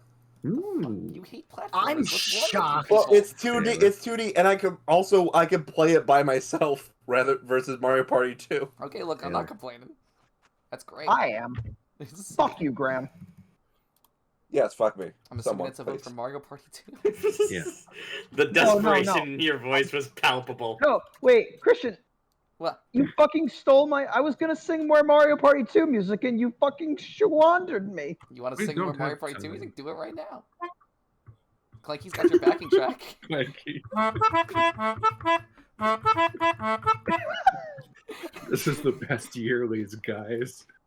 Do do do do do do do do do do do do do do do do. It doesn't make that much of an impact when it's already Spyro, lost. Year of the Dragon. No, I can't do Oh, wait, this. actually, it's I the one can't- above that. I can't Okay. do this bit. Oh, so I I'm can't do starting this from bit. the I top. can't do this bit. All right. Legend of Zelda, Majora's Mask versus Nicktoons Racing. Oh boy. Nicktoons Racer, sing that song. Do da, do da. It shouldn't be on this bracket this long. Oh, do that day. Do not be mean to Christian. 2-year-old me. All right, then go. Oh, it's my turn first. Yeah, still is. I'm gunning for Majora's Mask to win this bracket, so I'm gonna vote for it. Cool. Mick. You know you want it. Majora's Mask. Clanky. All good memes must come to an end. I'm voting for Majora's Mask. Graham. Majora's Mask. Taylor, is it a 5-0? You all think I won't vote for Nicktoons Racing over Majora's Mask? Well, you're right. Majora's Mask. By the way, I want to say, I thought of a bit that I was going to do, and then I realized if I did this, I think Jordan would actually die. Yeah, no, we heard you, Mick. Okay. We heard you being like, don't do the bit. Don't do the bit. But, you know, Well, we knew you were what going to would it do the have bit later. No, I'm not going to do the bit, because I know I actually am genuinely worried that it might kill Jordan. Okay. The bit was going to be to sing Le Festin in Mandarin. The combination it's too strong. And I was like, no, he will die. I will literally choke on my own vomit. Yeah. You ever read that play where, like, a maid tells the ultimate joke to put a woman out of her misery? Isn't that's a Monty Python bit? Yeah. Well, it's also a play. Probably based off the Monty Python bit. I think Spyro. Was it Spamalot? No. No. You were saying, Jordan? Spyro, Year of the Dragon versus Banjo-Tooie. And it's my vote first again, right? Yes, it is. Spyro, Yes. Year of the Dragon. Mick. Mick. Oh, sorry. What? Oh, Spyro. Clanky.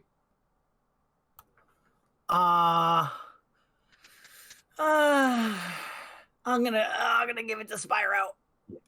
Graham. Spyro, you can skateboard. Probably means it was the only skateboarding game on this whole bracket, which is really wait. surprising. So true. Spyro Year of the Dragon is the greatest skateboarding. You know, except for the Simpsons skateboarding, of course. Yeah, Oh my God, fuck you guys. No, the Spyro skateboarding is fun. I'm still voting for Banjo-Tooie, but the Spyro skateboarding is fun. Okay. So for this next round, I think it would honestly be really poetic if after Mick's game was killed by Mick's favorite, one of Mick's favorite games was killed by Nicktoons Racing, it comes back and then it kills one of my favorite games. Oh my God. Nicktoons Racing versus Kirby 64. Not to encourage that behavior. Well, Mick actually goes first here. Come back to me.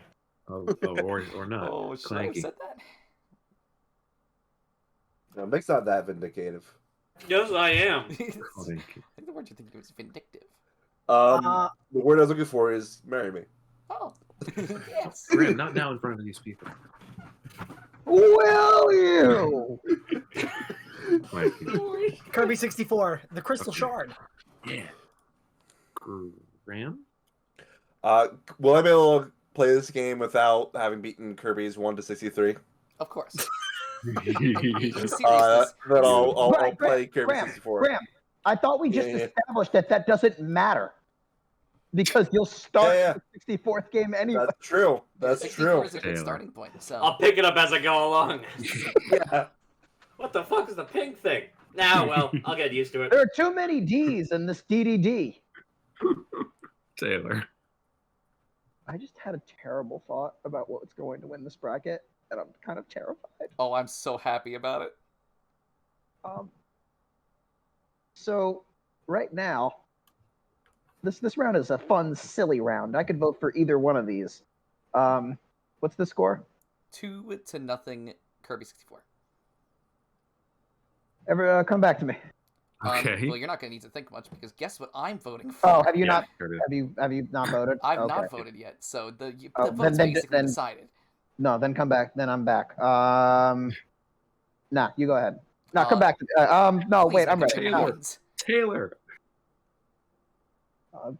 Boss! I don't know. Go ahead. Go ahead, Christian. Kirby 64, the Crystal Shards wins this round. Okay, what were the other two votes for? It's Kirby 64. Nick. What? Oh yeah, no, I'm voting for Kirby 64. Listen, Nicktoons Racing.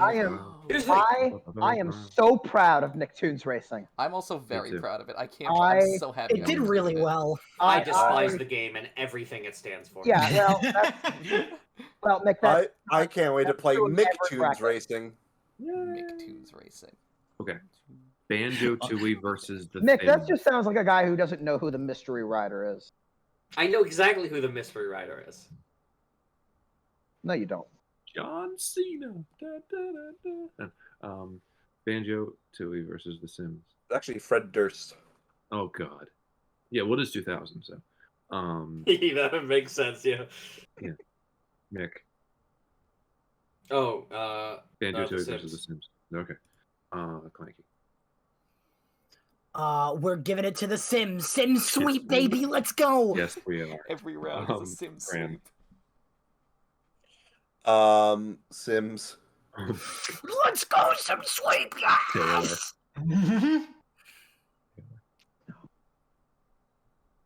Taylor. Please no. Please no.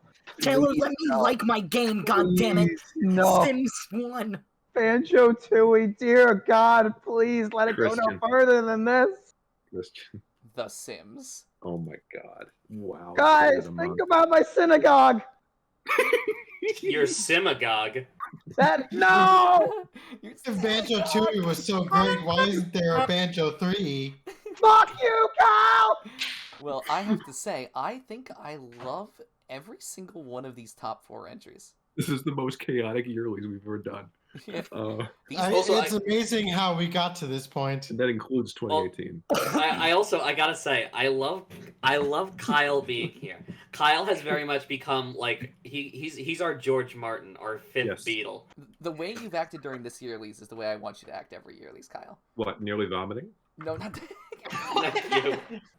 Kyle, you've been a pleasure. Hello, welcome to the Yearlies. Blah. You've been a pleasure every Yearlies, but this one specifically, I think, you've been awesome. I could try to replicate the feel, but honestly, I kind of just for a time let you guys do your own thing and just chimed in when I had a funny joke. No, you did good. You didn't overstay. You didn't overstep your boundaries, and we still remember that you were here.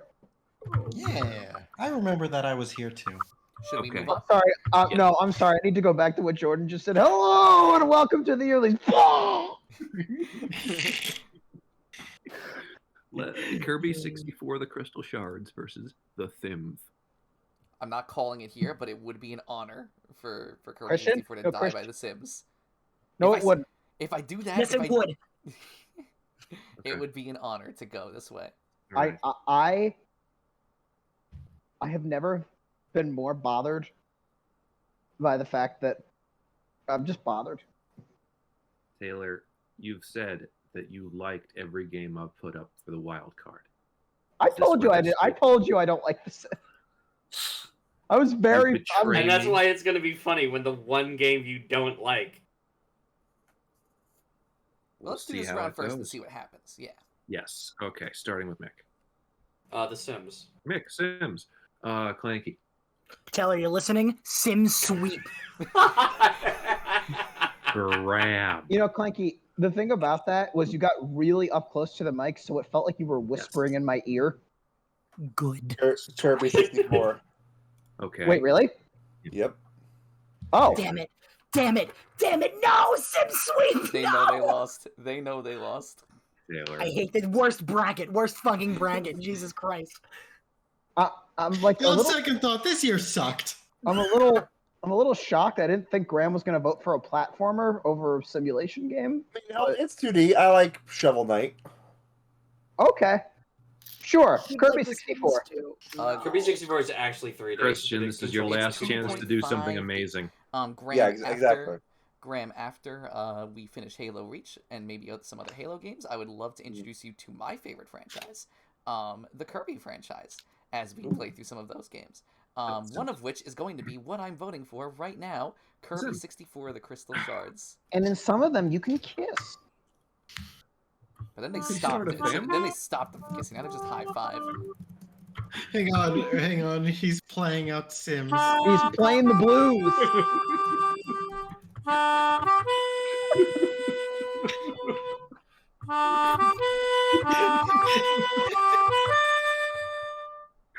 This is the greatest Yearly we've ever done. All right, I'm done. I'm sorry, guys. I just got a message from Nick saying vote for The Sims. It'll be really funny.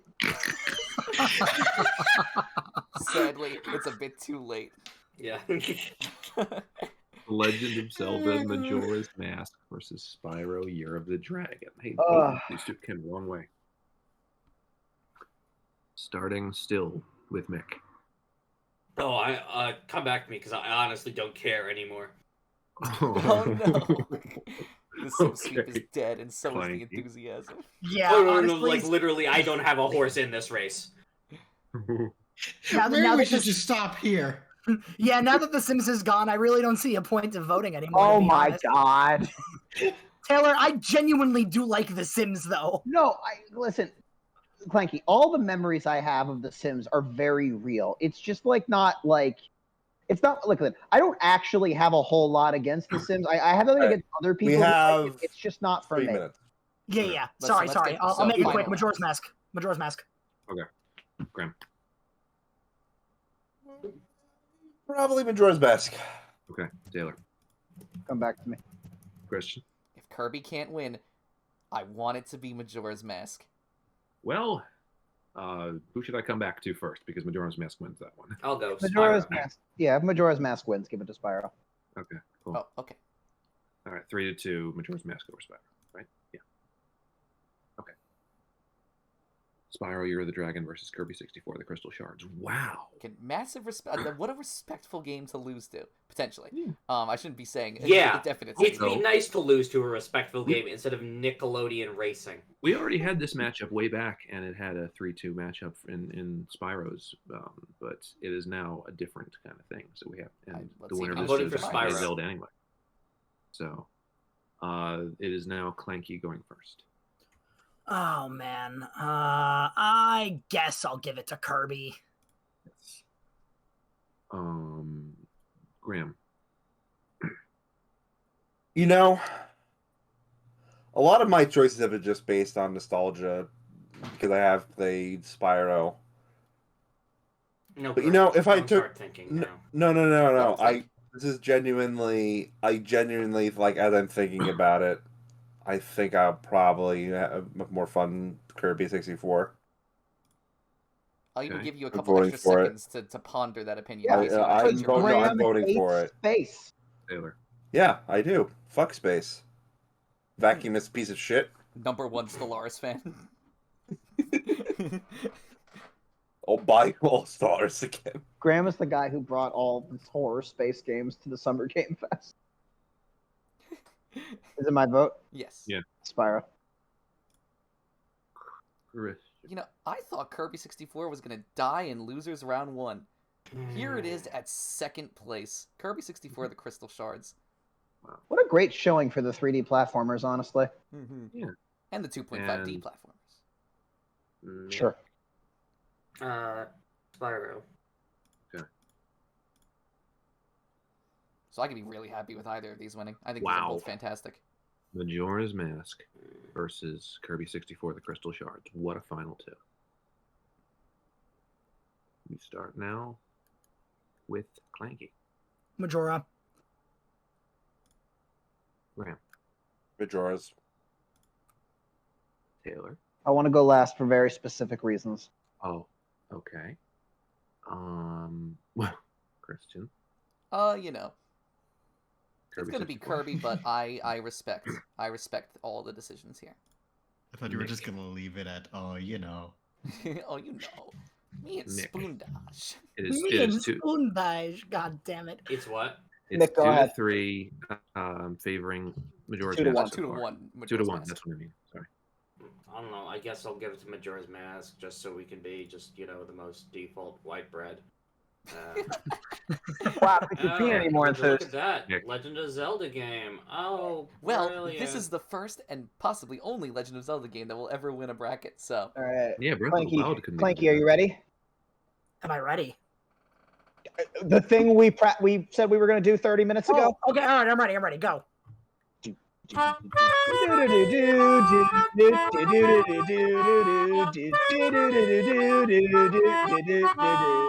And so, the winner of this bracket is Majora's Mask, and not The Sims, or Nicktoons Racing, or Banjo-Tooie, or a Kirby game, but the Sims got or fourth. even Mario Tennis. Guys, the winner is Hanukkah.